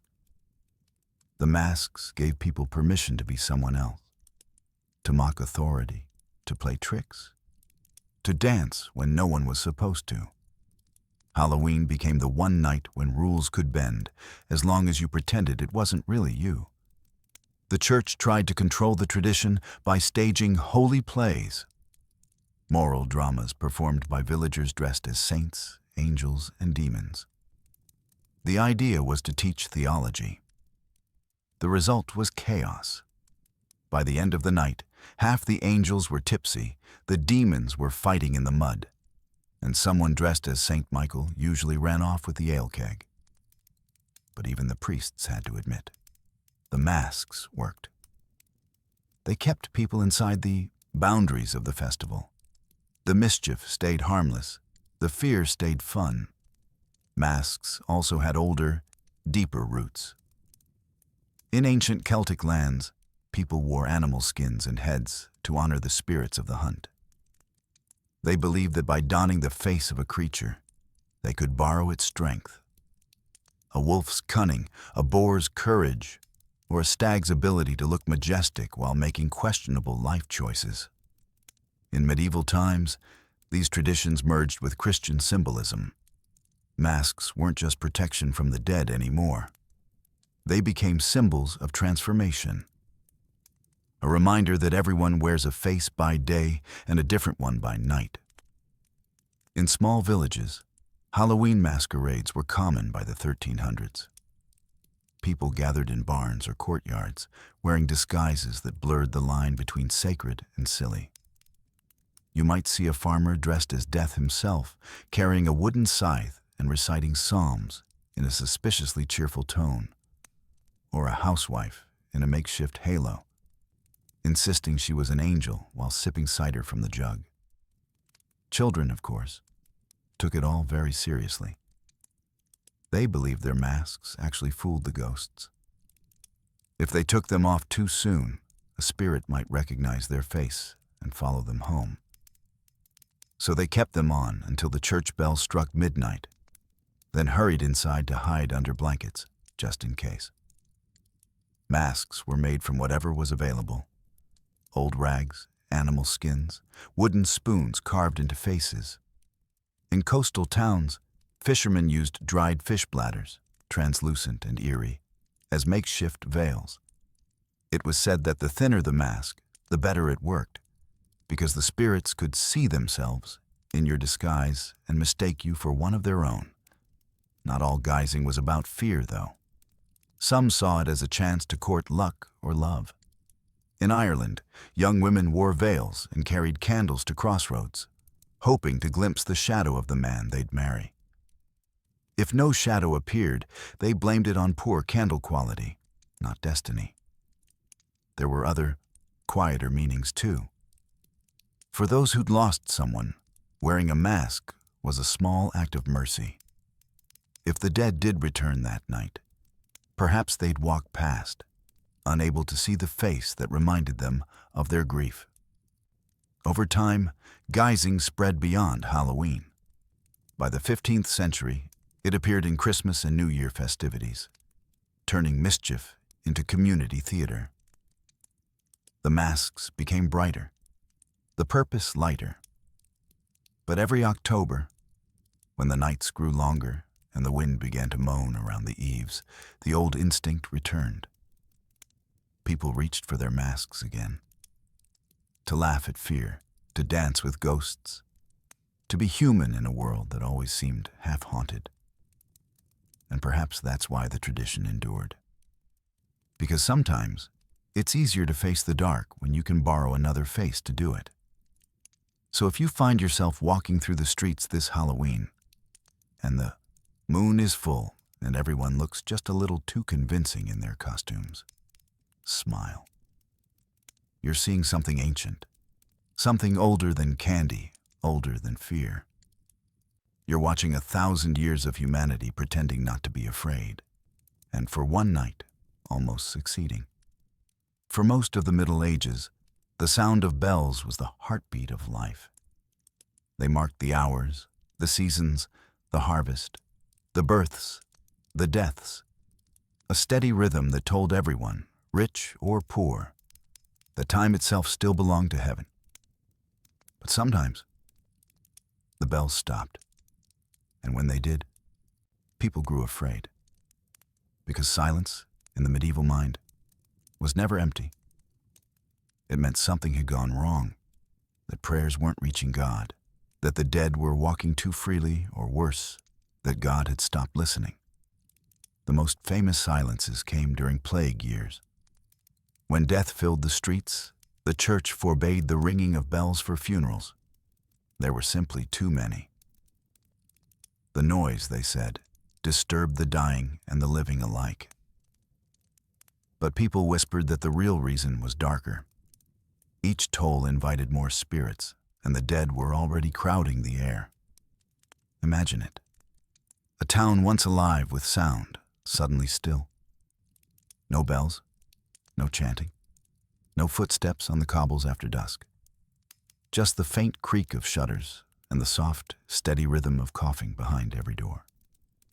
In those years, Halloween, or what they called All Hallows' Eve, became more than a night of superstition. It became a night of memory, of mourning, a time when silence itself was the prayer. The monks still prayed, of course, but they did so behind closed doors, their chants hushed, their bells hung with cloth so the sound would not carry. The muffled bells, as they were called, rang low and dull, a heartbeat under a blanket. They sounded like the earth itself sighing. And outside, in the quiet, people turned to new ways of keeping the dark at bay. In one small English town, when the bells went silent during the Black Death, villagers began banging pots and pans in the streets instead. They said it was to wake the angels, or scare away the air. But mostly, it was noise, the one weapon they had left against the unseen. Others took up horns or wooden rattles, filling the night with a crude, clattering music that was part terror, part defiance. And when Halloween came, the tradition grew louder still. It was called the Clamor of Souls, a night when the living made as much sound as possible, so the dead would know they hadn't won. Children loved it. They ran through the streets with tin whistles and makeshift drums, their laughter echoing off the empty walls. Adults pretended to scold them, but deep down, everyone understood. Noise meant life. Noise meant the world still turning. In some regions, the practice became formalized. Families kept small brass handbells at home, Soul bells, they were called. When someone died, they rang once for the spirit's release. On All Hallows' Eve, they rang again, not in mourning, but in greeting. A way to say, "We remember you. You can rest now." There's a beautiful account from a 14th century monastery in Flanders. A young monk wrote that on the night before All Saints' Day, the brothers gathered in the dark cloister, each holding a candle and a bell. At midnight, they walked slowly through the graveyard, ringing once for every soul buried there. The sound, he said, was like stars falling into water. He added, almost shyly, that when they returned to the chapel, they found one extra candle burning on the altar, though none could say who had lit it. When the plagues finally passed, the bells returned. The first clear notes that rang through the air must have felt like sunlight made of sound. Villagers cried. They threw open their windows. For weeks afterward, people said they could still feel the vibrations in their chests, a heartbeat restored. And yet, something from those silent years remained. Each autumn, when the air grew cold and the days turned shorter, people listened differently. The quiet between the bells mattered now. It reminded them of what silence could hold. Loss, yes, but also presence. The memory of voices that had once answered. By the late Middle Ages, the silent bell became a symbol of reverence. On All Hallows' Eve, some churches stopped ringing entirely, choosing instead to leave candles burning through the night. Light, they said, could speak where sound could not. The glow of the flames replaced the echo of bronze. Both reaching upward, both carrying prayers no human ear would ever hear. There's something strangely comforting about that. Because in a world of endless noise, the clash of markets, the gossip of taverns, the barking of dogs and arguments of bishops, silence became its own kind of holiness. And perhaps that's what the people of those dark years discovered, that even when the bells fall silent, faith doesn't. It hums quietly beneath the stillness, like a candle burning where no one can see. So if you ever find yourself awake late on Halloween night, and the world feels strangely hushed, no footsteps, no voices, just the whisper of the wind outside your window, don't be afraid. That silence isn't empty. It's the echo of 1,000 years of midnight bells, still ringing softly in the dark. Every village in medieval Europe had that story. The one you weren't supposed to say out loud after dark. The one everyone claimed not to believe, but absolutely did. For one small village in the English fens, that story began on a night much like this. Cold, silent, and scented faintly of wood smoke and rain.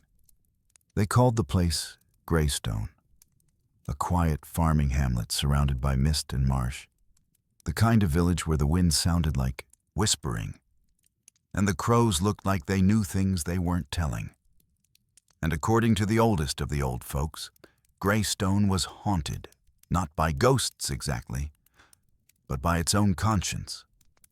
Long ago, they said, the villagers had accused a woman of witchcraft. Her name was Ellen of the Willow Marsh. She lived just beyond the riverbank in a cottage built from driftwood and reeds, where she sold herbs, poultices, and occasionally advice no one asked for, but everyone used. She was kind, but she was also inconvenient. She didn't attend church, her cat had mismatched eyes, and she once told the miller his best cow would die. Which it did, 3 days later. That was all it took. When the year's harvest failed, the villagers needed someone to blame. And so, on an October night, they dragged Ellen to the edge of town and lit their torches. The air smelled of fear and wet straw. Ellen said nothing. She just looked at them, not angry, not pleading, just looking, as if memorizing every face. And then she was gone, Some said she was drowned. Others whispered she walked into the fog and vanished. Either way, the next morning the river was still, the fields were quiet, and the bells refused to ring. That was the night Greystone stopped sleeping properly. At first, it was little things. Bread wouldn't rise. Lanterns blew out for no reason. Chickens laid their eggs in neat circles instead of rows. The kind of small strangenesses that made people laugh uneasily.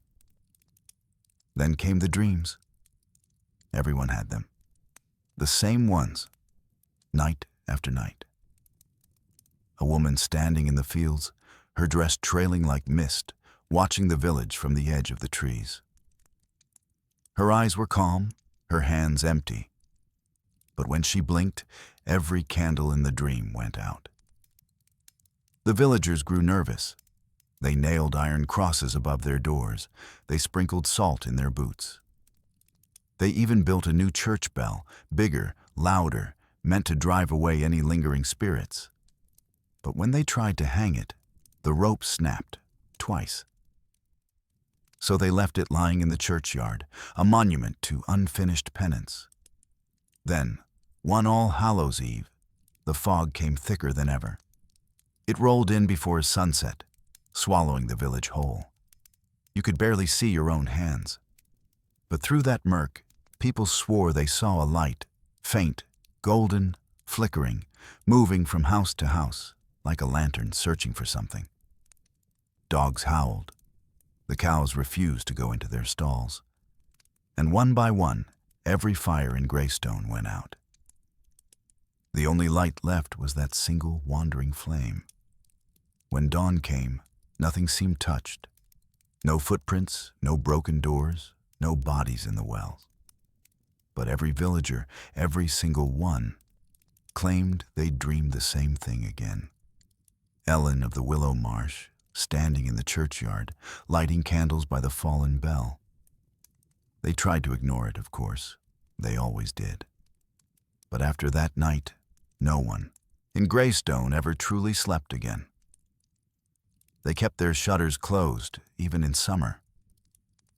They left bread on the windowsill and water by the door for travelers, though everyone knew which traveler they meant. Children were warned never to play near the riverbank, where the reeds grew tall and whispered when there was no wind. But sometimes, on quiet nights, a flicker of light still moved between them, small, steady like a candle being carried by a careful hand. Years passed. The old ones died, the young ones grew up pretending not to believe. But every Halloween, when the mist rolled in, the same ritual returned. Before bed, each household lit a candle and placed it in the window, not to ward off spirits, but to guide one home. And strangely, the village prospered again. The harvests improved. No one fell sick in winter. The animals thrived. Even the church bell finally hung without trouble, though no one ever rang it on October 31st. Some debts, the priest said, were best left quiet. Today, Greystone no longer exists. The marsh reclaimed it centuries ago, a few stones, a half-buried cross, and a bell rusting in the reeds. But locals still tell the story. And every autumn, when the fog creeps in from the river, they say you can see a faint golden light wandering the water, moving slowly from where the village once stood. No one dares follow it. They just watch and whisper and leave a bit of bread on their window sills, just in case. Because in the Middle Ages, people believed the dead could forgive, but only if you remembered what needed forgiving.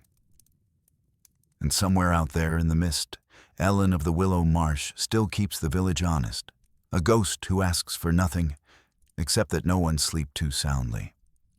Mirrors in the Middle Ages were not household decorations. They were portals. Not the sparkly kind from fairy tales. These were made of polished metal, their reflections dim and wobbly, like the memory of a dream. Most peasants never owned one.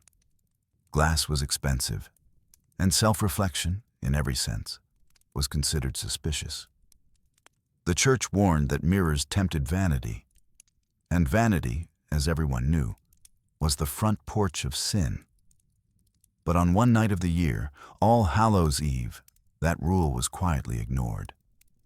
Because mirrors weren't only for faces, they were for glimpsing the future, and sometimes what waited beyond it. It was a superstition whispered mostly among young women, passed down between sisters, friends, and grandmothers who pretended they didn't approve. They called it the mirror ritual, and if you believed the stories, it could reveal the face of the person you were destined to marry. Or, if you were unlucky, the one who'd bury you. The instructions varied from village to village, but the rules were always the same. You had to be alone.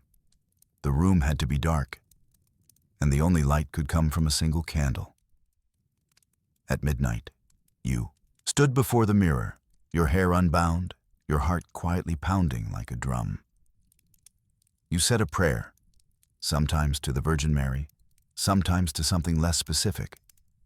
And then you waited. If all went well, a shadow would form behind your shoulder. It might be faint, a face, a figure, a suggestion, the one you were meant to love. If the candle flickered and the image smiled, you'd be wed within a year. But if the face turned away, or worse, if the candle went out, you were told to drop the mirror, cover it with cloth, and pray, because it meant the figure you saw wasn't your beloved. It was death, coming to fetch you early. Of course, most of the time nothing appeared. But that didn't stop anyone from trying. Because love, in the Middle Ages, was as mysterious and unpredictable as the weather, and far more dangerous.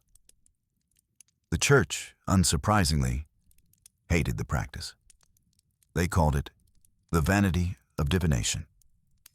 A monk in Canterbury once wrote that mirrors on Halloween were tools by which the devil woos maidens through reflections of false promise. Which, frankly, sounds like the sort of thing you'd say if you'd never been invited to a party. But the rituals persisted.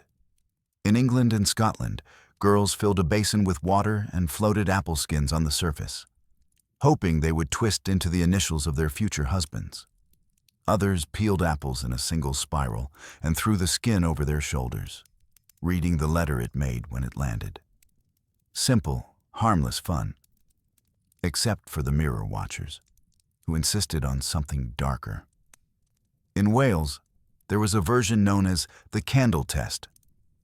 A girl would walk backward up the stairs, holding a mirror in one hand and a candle in the other. She was supposed to see her lover's face reflected behind her. If she tripped, it meant bad luck. If the candle blew out, the superstitious said she would die before marriage. It's unclear how many brides the ritual produced, but it definitely improved stair safety awareness. There are even records of noble women trying it.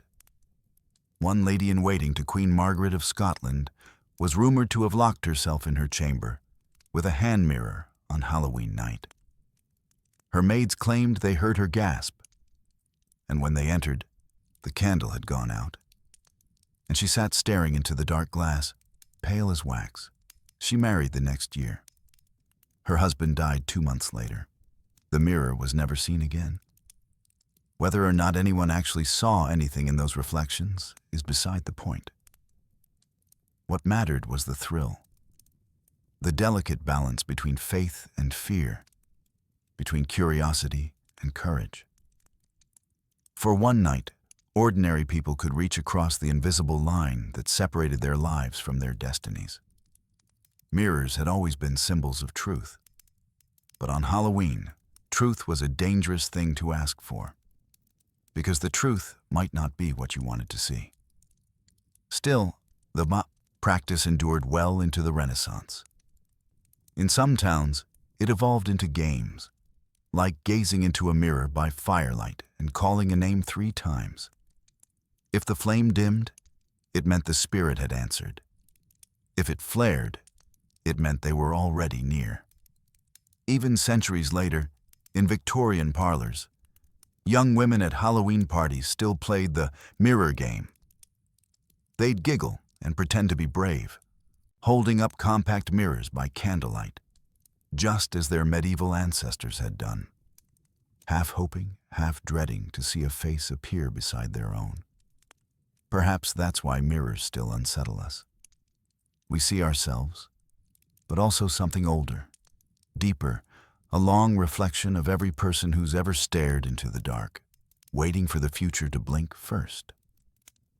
So if you find yourself alone this Halloween, and you pass a mirror in the half-light, maybe cover it for the night, just in case. Because somewhere in history, 100 candles are still flickering, 100 faces are still waiting to appear, and the old game never quite ended.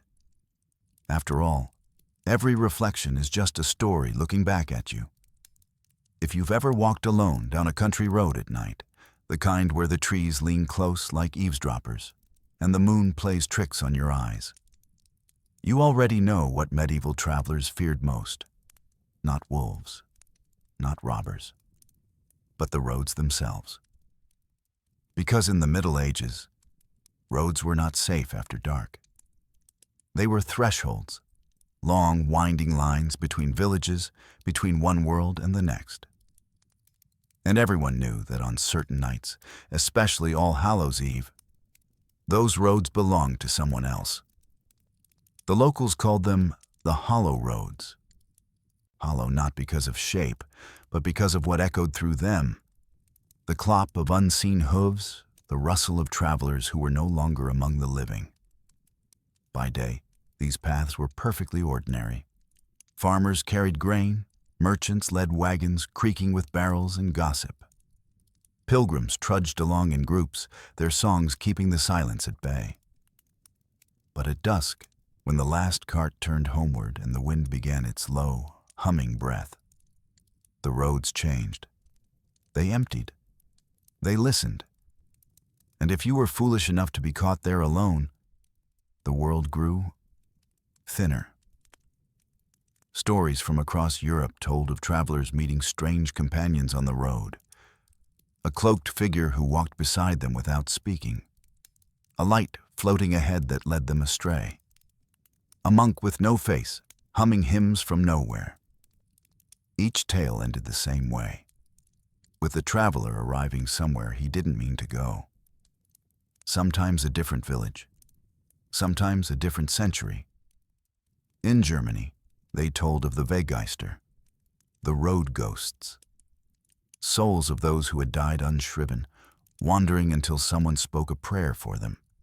They appeared as pale riders or flickering lamps in the fog. Follow the light, they said, and you'd walk in circles until dawn. Ignore it, and you might hear it whisper your name. In Wales, there were tales of corpse roads, paths used to carry the dead from remote villages to consecrated ground. People swore that the spirits of those carried along them still traveled the route once a year, retracing their final journey. If you stood on a corpse road at midnight, you might hear footsteps in the dust or the soft creak of a coffin strap brushing your shoulder. Those who heard it twice rarely heard it a third time. In England, one legend spoke of the Hollow Knight, a silent horseman in tarnished armor who appeared on Halloween to anyone foolish enough to walk between church and graveyard. He never spoke, but he would lift his visor and show his face, which was, of course, yours. And in Ireland, they whispered of the road between years, the stretch of earth where autumn ended and winter began, where the old year was dying and the new one not yet born. They said the fair folk traveled there, riding horses that made no sound, their torches burning blue. If you heard their laughter behind you, you must not turn around. To look was to join the procession, forever. Even priests took precautions. They blessed crossroads, sprinkled holy water on milestones, and carved small crosses into the dirt to confuse the devils of the road. But the devils, if they existed, were polite. They didn't attack travelers. They simply walked with them. A story from 14th century Italy tells of a merchant returning from market after dark. He met a friar on the road, who greeted him warmly and asked to share the walk. They talked of God, trade, and the price of apples. But when they reached the bridge near town, the friar stopped and said, "I go no further." When the merchant looked back, the man's feet were not touching the ground. The merchant went home pale as milk. When he told the story the next day, the villagers said it was the spirit of Brother Lucian, dead for 10 years, still walking the route he had walked in life. The truth is, medieval people didn't need proof. The world already felt haunted. When you live surrounded by fog, forests, and superstition, it's easy to believe the roads remember who walked them. And maybe they do. Every road is a kind of memory, of wheels and hooves, prayers and footsteps, laughter and fear.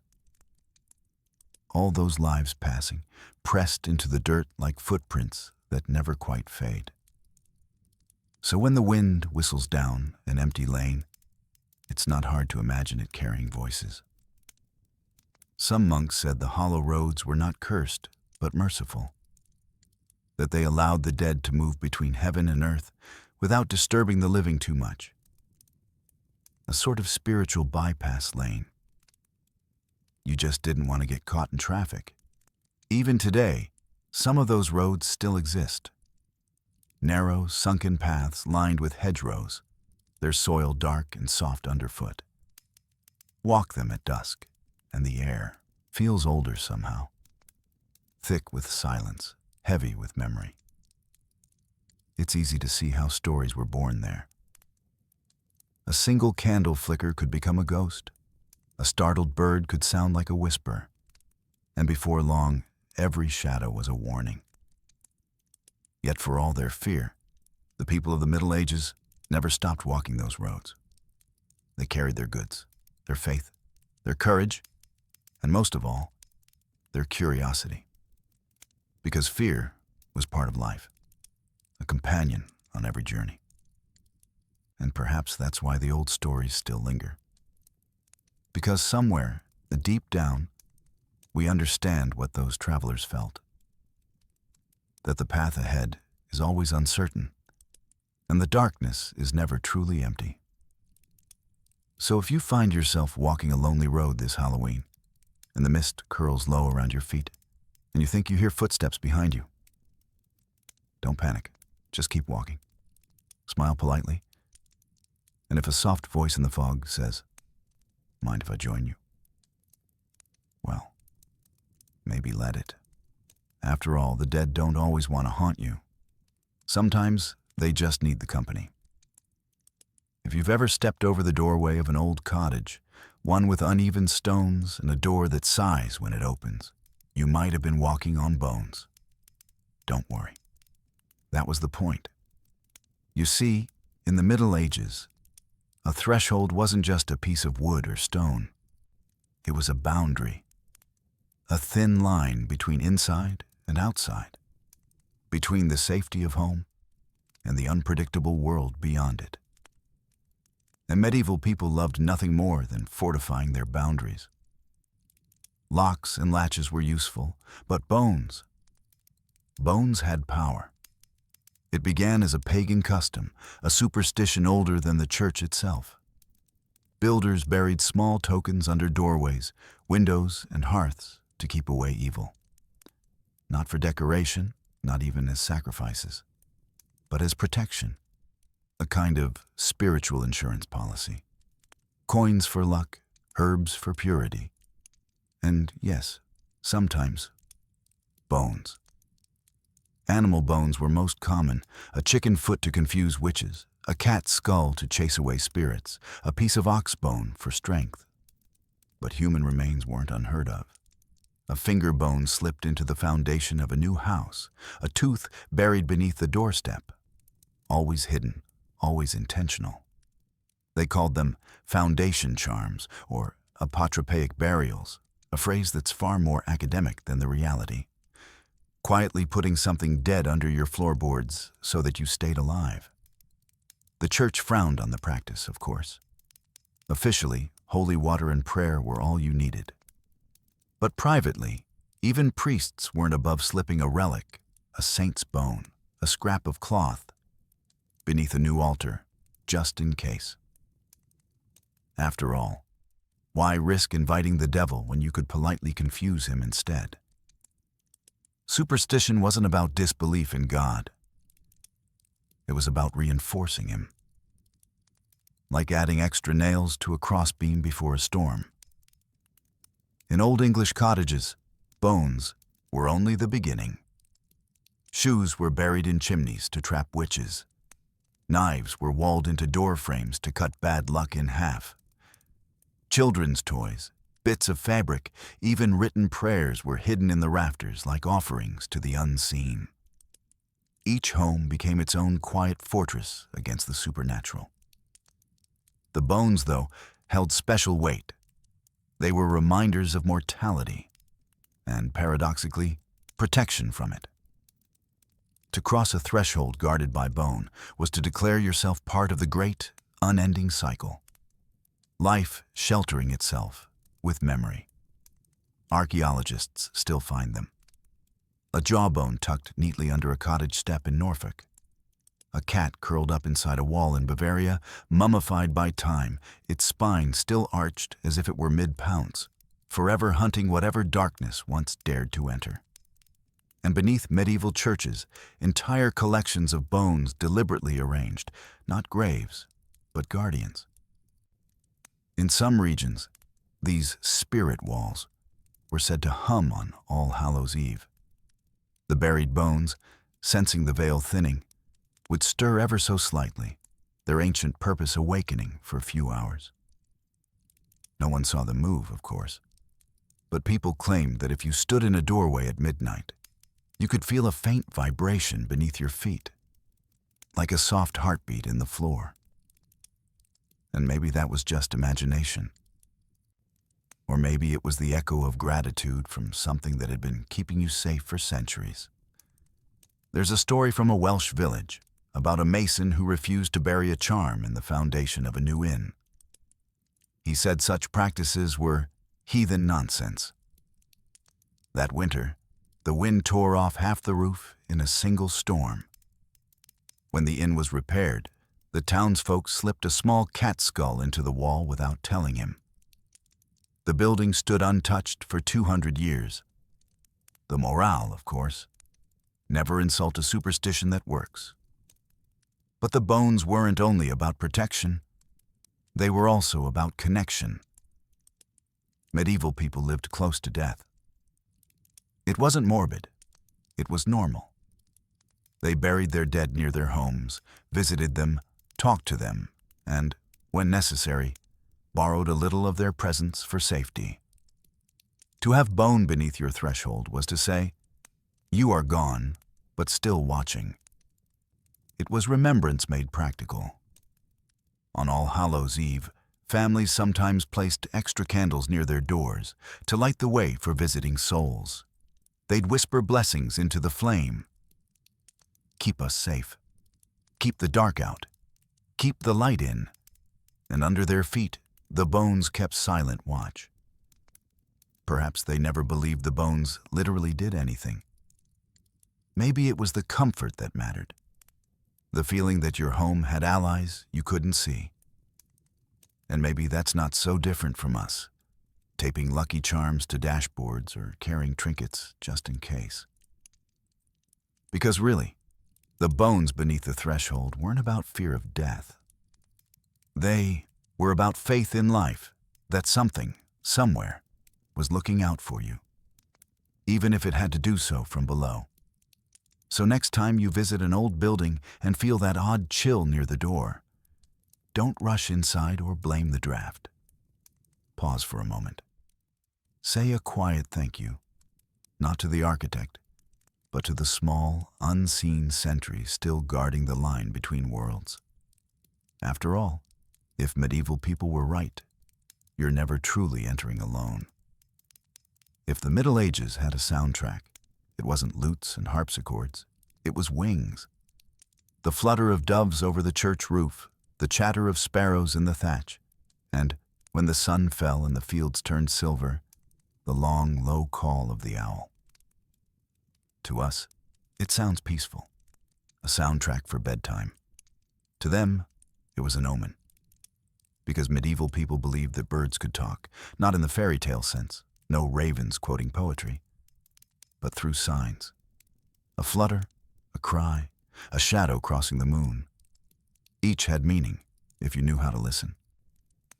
They called it the language of birds, and like most languages, it could say lovely things or terrible ones. Owls spoke of death. Crows spoke of judgment. Ravens, well, they were freelancers. Sometimes messengers of war, sometimes prophets of victory, sometimes just scavengers doing their job. In villages, every sound at night was translated. If an owl hooted near your window, someone in the household would die before winter's end. If a crow cawed 3 times at dawn, a storm was coming. If both appeared together, you might as well start confessing early. But the beliefs weren't all grim. In Ireland, a single white feather dropped from an owl meant peace after sorrow.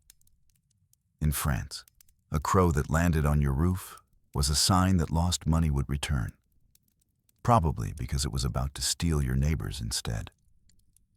And in England, if you heard an owl at the moment a baby was born, the child was destined to become wise, or possibly nocturnal. The owl, more than any other bird, haunted the medieval imagination. It hunted silently, its face like a mask, its eyes unblinking and human bright. Artists painted it as the companion of witches, perched on rafters while they brewed their spells. Poets used it to symbolize loneliness and wisdom, the eternal scholar of the night. But in folklore, wisdom often came with a cost.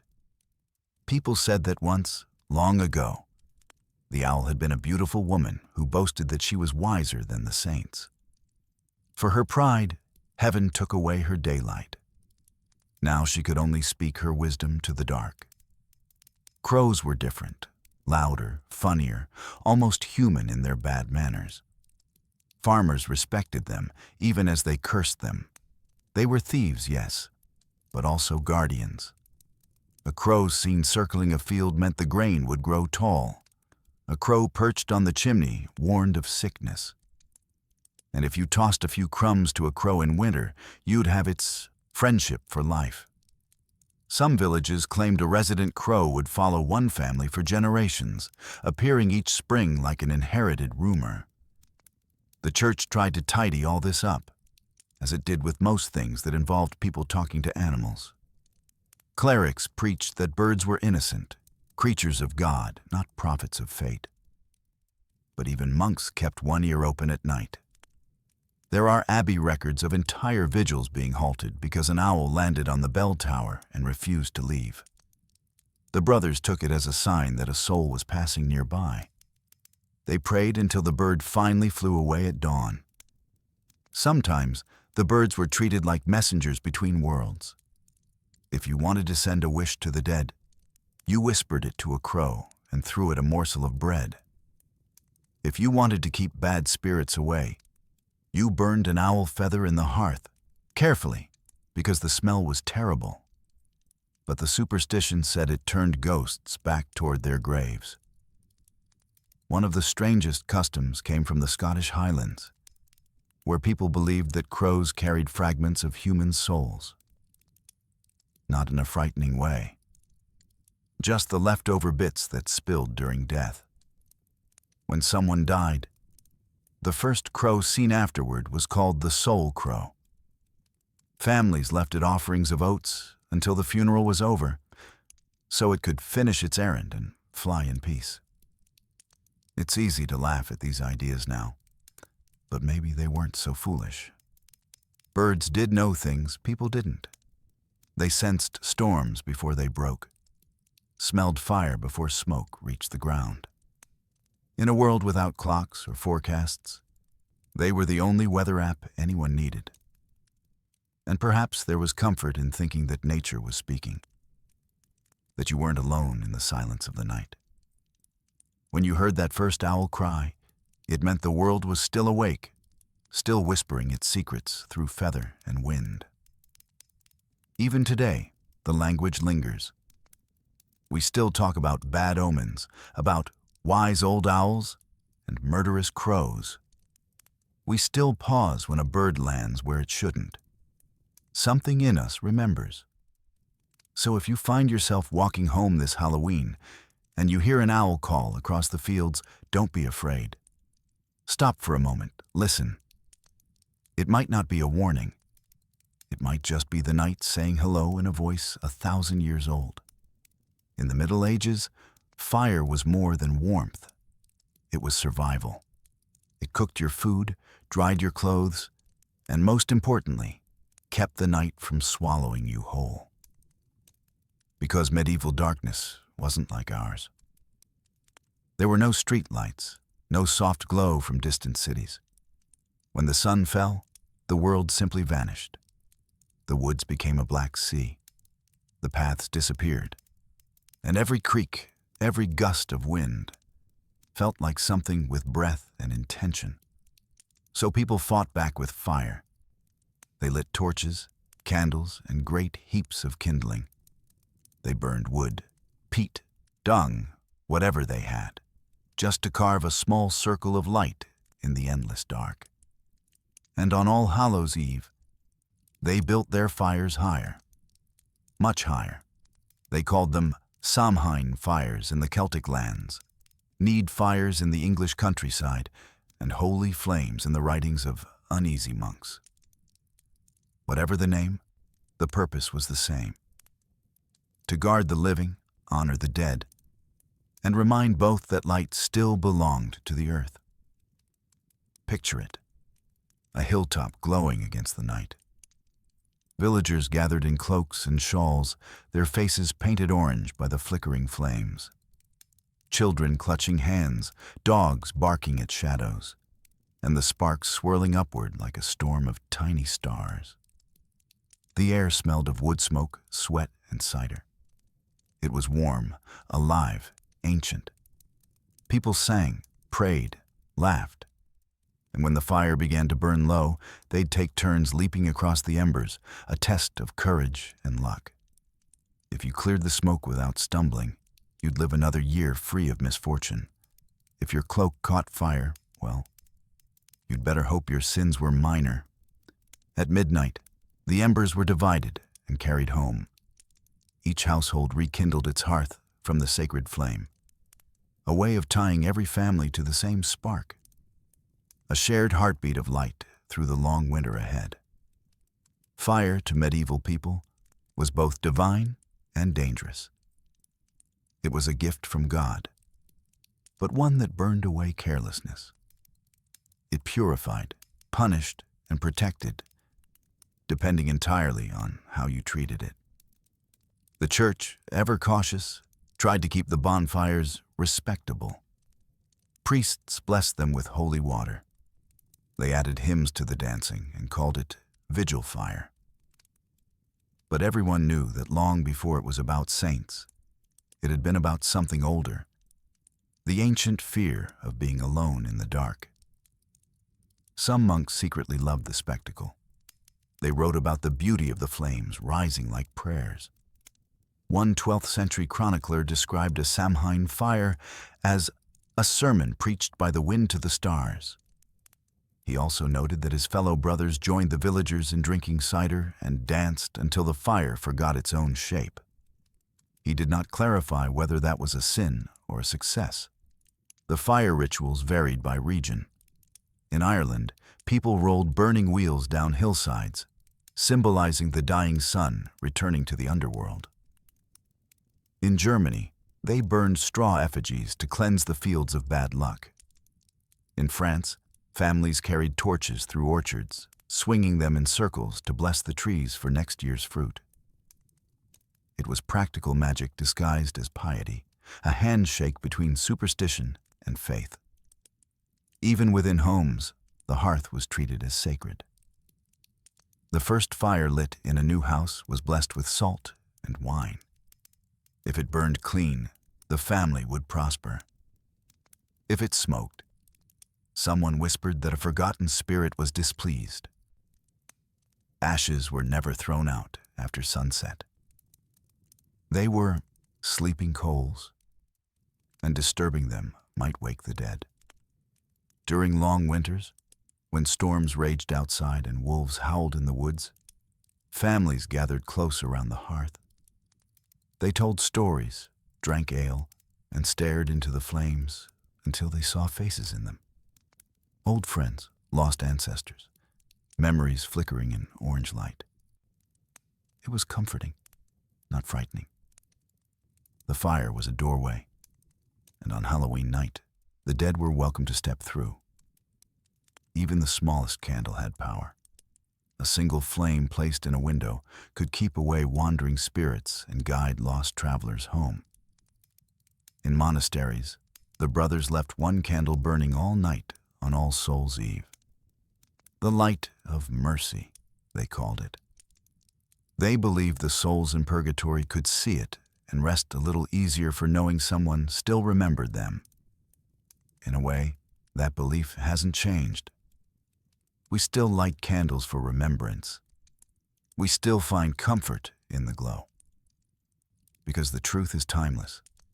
Darkness is patient, but fire is stubborn. And maybe that's why medieval people loved their bonfires so much. They weren't just flames, they were defiance. Proof that the human spirit could still blaze, even when winter pressed close and fear whispered at the edges of the light. So when you see a candle flicker this Halloween, or a jack-o'-lantern grinning in the cold air, remember what it really means. It's not decoration, it's declaration. A message to the night that says, we're still here, we still remember, and the fire is not finished yet. By the late Middle Ages, something strange was happening. Halloween, once a night of prayers, ghosts, and cautious whispers, was starting to get fun. Not all at once. You can't turn centuries of superstition into a party overnight. But slowly, like a candle burning through the dark, fear began to soften into laughter. People still believed the dead walked on All Hallows' Eve. They still left bread on the table and candles in the window. But somewhere along the way, they started inviting the living too. Bonfires became social events. What began as sacred flames to ward off spirits turned into excuses for music, cider, and flirtation. After all, nothing says banish evil like a well-timed dance in front of a really big fire. The church, to its mild horror, noticed. Sermons began to appear warning against excessive merriment on the eve of holy days. But it was too late. Once peasants discovered they could survive Halloween without being dragged into the underworld, they decided to celebrate the fact. And honestly, who could blame them? They'd earned a little joy. Life in the Middle Ages was hard, unpredictable, and short. Winter loomed like an uninvited guest at every door. So if one night a year they could laugh at death, dance beside the fire, and shout back into the darkness, that was a kind of miracle in itself. The transformation began, quietly, in the villages where fear and humor always lived side by side. When people realized the ghosts didn't actually attack, they began to tease them instead. Masks became sillier. Songs became louder. Children started playing tricks on neighbors, moving tools, knocking on shutters, pretending to be spirits. Haunting turned into practical joking, and practical joking turned into tradition. In parts of England, young men went a-souling, with no prayers at all, just songs and laughter and an impressive capacity for ale. In Ireland and Scotland, The old rituals of guising became a game of impersonation. You'd dress as a ghost, a devil, or the village blacksmith, which was basically the same thing, and wander the streets asking for food. If you were lucky, you'd come home with apples, nuts, or fresh bread. If not, well, at least you scared the neighbors. One monk complained that the people do not fear the night as they ought, but rather jest with it. He meant it as criticism, but in a way, that was the point. Laughter became the new exorcism. Even the imagery changed. The dead, once solemn and sacred, became mischievous companions. Artists began sketching skeletons that danced instead of mourned, the famous danse macabre. It appeared in church murals, manuscripts, even gravestones. A long line of skeletons leading kings and peasants alike in one great jig of mortality. It wasn't morbid. It was funny in that grim medieval way. Death was inescapable, so you might as well give him a good partner. And that's what Halloween became. A night to dance with what you couldn't control.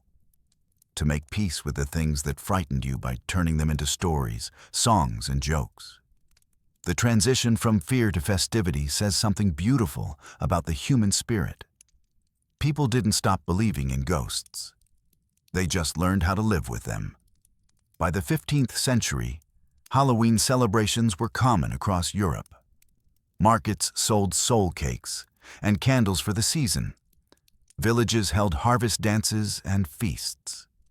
Even city dwellers joined in, lighting lanterns, singing songs, and telling ghost stories beside the hearth. A chronicler in 1488 described Halloween in Paris as a night of laughter and remembrance, when even the priests smile as they pray. That might be poetic exaggeration, but the sentiment was real. Halloween had lost its edge of terror and gained something gentler: nostalgia, community, warmth. It became a festival of balance, light and dark, life and death, sacred and silly. A yearly reminder that the veil between worlds was not just something to fear, it was something to celebrate. And when you think about it, that's the most human thing of all. We take what frightens us and make it familiar. We turn darkness into ritual, ritual into laughter, and laughter into tradition. When the bonfires burned high and the songs drifted through the autumn night, you could almost hear the two worlds mingling. The living singing, the dead listening, the air full of warmth instead of warning. By dawn, the fires would fade. Ashes would scatter across the fields, fertilizing the soil for spring. The people went home tired, smelling of smoke and cider and something older. The satisfaction of having faced the dark and walked away smiling. And that, perhaps, was the greatest transformation of all. Halloween stopped being a night about fear and became a night against it, a defiance dressed in laughter. Because every candle, every mask, every song was really saying the same thing. Yes, the dark is real, but so are we. If you've ever opened a bag of Halloween candy and thought, wow, this is excessive, you can thank the Middle Ages, because all that sugar-coated chaos we now call Halloween started with something far simpler: a small, round biscuit baked for the souls of the dead. They called them soul cakes.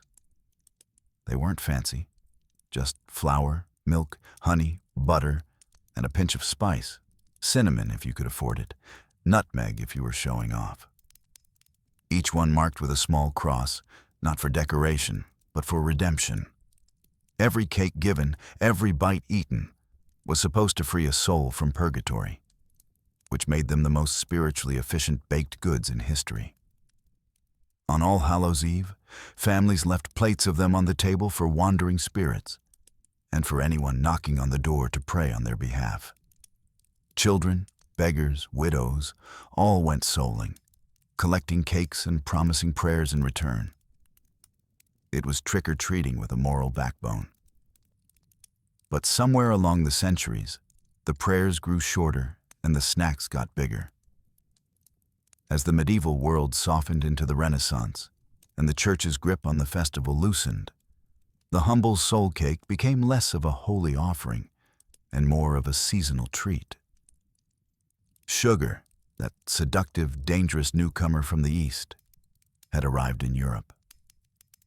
And once people realized they could use it for fun instead of medicine, history took a sharp turn toward diabetes. By the 1500s, wealthy households served All Hallows buns, sweet rolls filled with raisins and glazed with sugar syrup. Children still went door to door, but now they sang for snacks instead of salvation. One old rhyme went, a soul cake, please, good lady, a soul cake. An apple, a pear, a plum, or a cherry. Anything good to make us merry. It was less about ghosts and more about generosity, a festive exchange between neighbors that blended remembrance with indulgence. Meanwhile, the rural poor kept baking the old-fashioned way. Dense little biscuits that could double as spiritual aid and winter insulation. Prayers were optional, but politeness wasn't. Refuse a solar, they warned, and your butter would sour by morning. Coincidence, probably. But no one risked it twice. When settlers carried the Halloween tradition to the New World, the soul cakes came too, though not always by name. Flour was expensive, sugar scarce, so apples and nuts replaced them as the treats of choice. Children bobbed for apples, threw nutshells in fires for omens, and carried on the ancient habit of trading good wishes for good food. Then, somewhere around the 19th century, the Industrial Revolution happened, and humanity collectively decided that mass-producing sweets was both necessary and noble. Candy makers took one look at Halloween and saw opportunity wrapped in caramel. By the early 1900s, American children were marching through neighborhoods with paper lanterns and little buckets, chanting their own versions of the old souling songs. Instead of God Bless the Dead, they sang things like, "We want candy," or "We'll egg your porch." The sentiment was the same. The tone had evolved. And thus, the soul cake became the candy bar. The holy offering became a sugar economy. And Halloween, once a night of humble bread and whispered prayers, became a carnival of chocolate. It's easy to laugh at the comparison, trading salvation for Snickers. But the tradition still carries the same strange, sweet logic. Every door opened, every treat given, is still a small act of goodwill between strangers.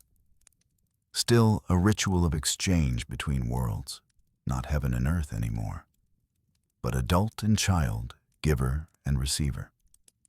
The spirit of the old feast just changed costumes. Even the shape stayed familiar. Those round, bite-sized candies echo the little circles of soul cakes. Pumpkin pies resemble the harvest loaves once blessed for the dead. Candied apples mirror the golden fruit once offered in Celtic autumn rites. We may have traded candles for porch lights, but we still light the dark with sugar and flame. And somewhere in the mix, the meaning lingers, that giving something sweet can soften what's bitter. That generosity, however small, still has a touch of magic. If you want to honor the old ways, you can still bake soul cakes today. There are recipes in dusty manuscripts, half prayers, half pastry instructions. A few cups of flour, a spoon of honey, and most importantly, a blessing whispered as you stir. Then you share them, not to bribe ghosts, but to remember that kindness, too, has a flavor. So next time you open a bag of Halloween candy and the wrappers crinkle like tiny bells in the night, think of those long-ago villagers passing bread and blessings at their doorsteps. They'd recognize what you're doing. They'd just be amazed at the portion size. And if you want to be truly authentic, you can still whisper the old rhyme as you hand out treats. A soul cake, a soul cake. Give me one for charity's sake. It might sound like nonsense now, but who knows?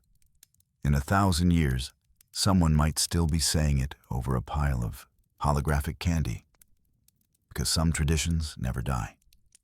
They just get sweeter. And so, the night draws to an end. The fires burn low, the songs fade, and the last candle of Halloween trembles on its wick. A tiny sun holding the dark at bay for just a few more moments. Outside, the fields lie quiet.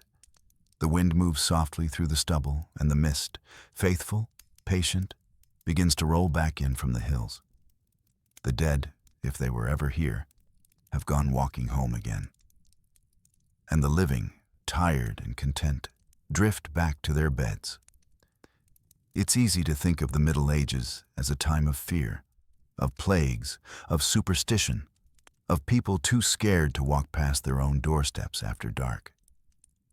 But if you listen closely to their stories, you'll hear something different. You'll hear love. Love disguised as ritual, as a candle in the window, as bread left on a doorstep, as laughter around a bonfire that burned for both the living and the dead. The medieval people didn't invent Halloween out of terror. They invented it because they needed to remember, to remind themselves that darkness passes, that even death can be kind, that memory, like fire, can warm long after its source has gone out. The candle flickers lower. You can almost imagine you're there, in a small cottage of stone and timber, a hearth glowing faintly red, the air smelling of smoke and time. Somewhere nearby, a dog sighs in its sleep. The floorboards creak, and you realize you're hearing more than a house settling. You're hearing time itself settling, centuries folding softly into silence. For a moment, you see the layers overlapping, a monk writing by candlelight, a child holding a turnip lantern, a baker blessing his loaf, a widow whispering a name before sleep. All the people who kept this strange, beautiful night alive. Each one left something behind, a story, a superstition, a spark of curiosity. And together, they became the Halloween we know today. Every laugh you hear from children trick-or-treating, every candle glowing inside a pumpkin, every costume, every sweet, every silly scare, all of it is a memory, echoing from those long-ago autumn nights when people tried to make peace with the dark. And maybe that's the real secret of Halloween. Not fear, not horror, but balance. A night that belongs equally to the living and the dead, to noise and to silence, to faith and to fun. Even now, after all these centuries, we still light our candles. We still share our food. We still tell our stories. We still keep a watch. Because some part of us remembers that once, long ago, the world felt very big and very dark, and a single flame could mean everything. The candle flutters again. Its light dances across the walls, painting brief ghosts of shadows that aren't quite gone. If you look closely, you might see faces in the glow.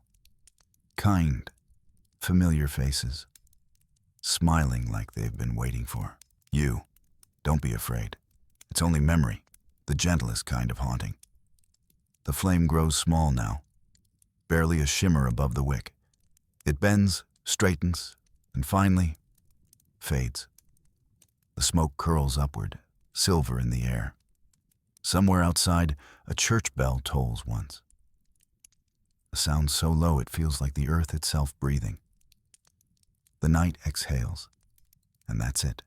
Halloween, old, holy, humble Halloween, slips quietly back into the dark until next year. The stars overhead look ancient enough to remember all of it. They've seen every fire that ever burned, every candle that ever guided a soul home.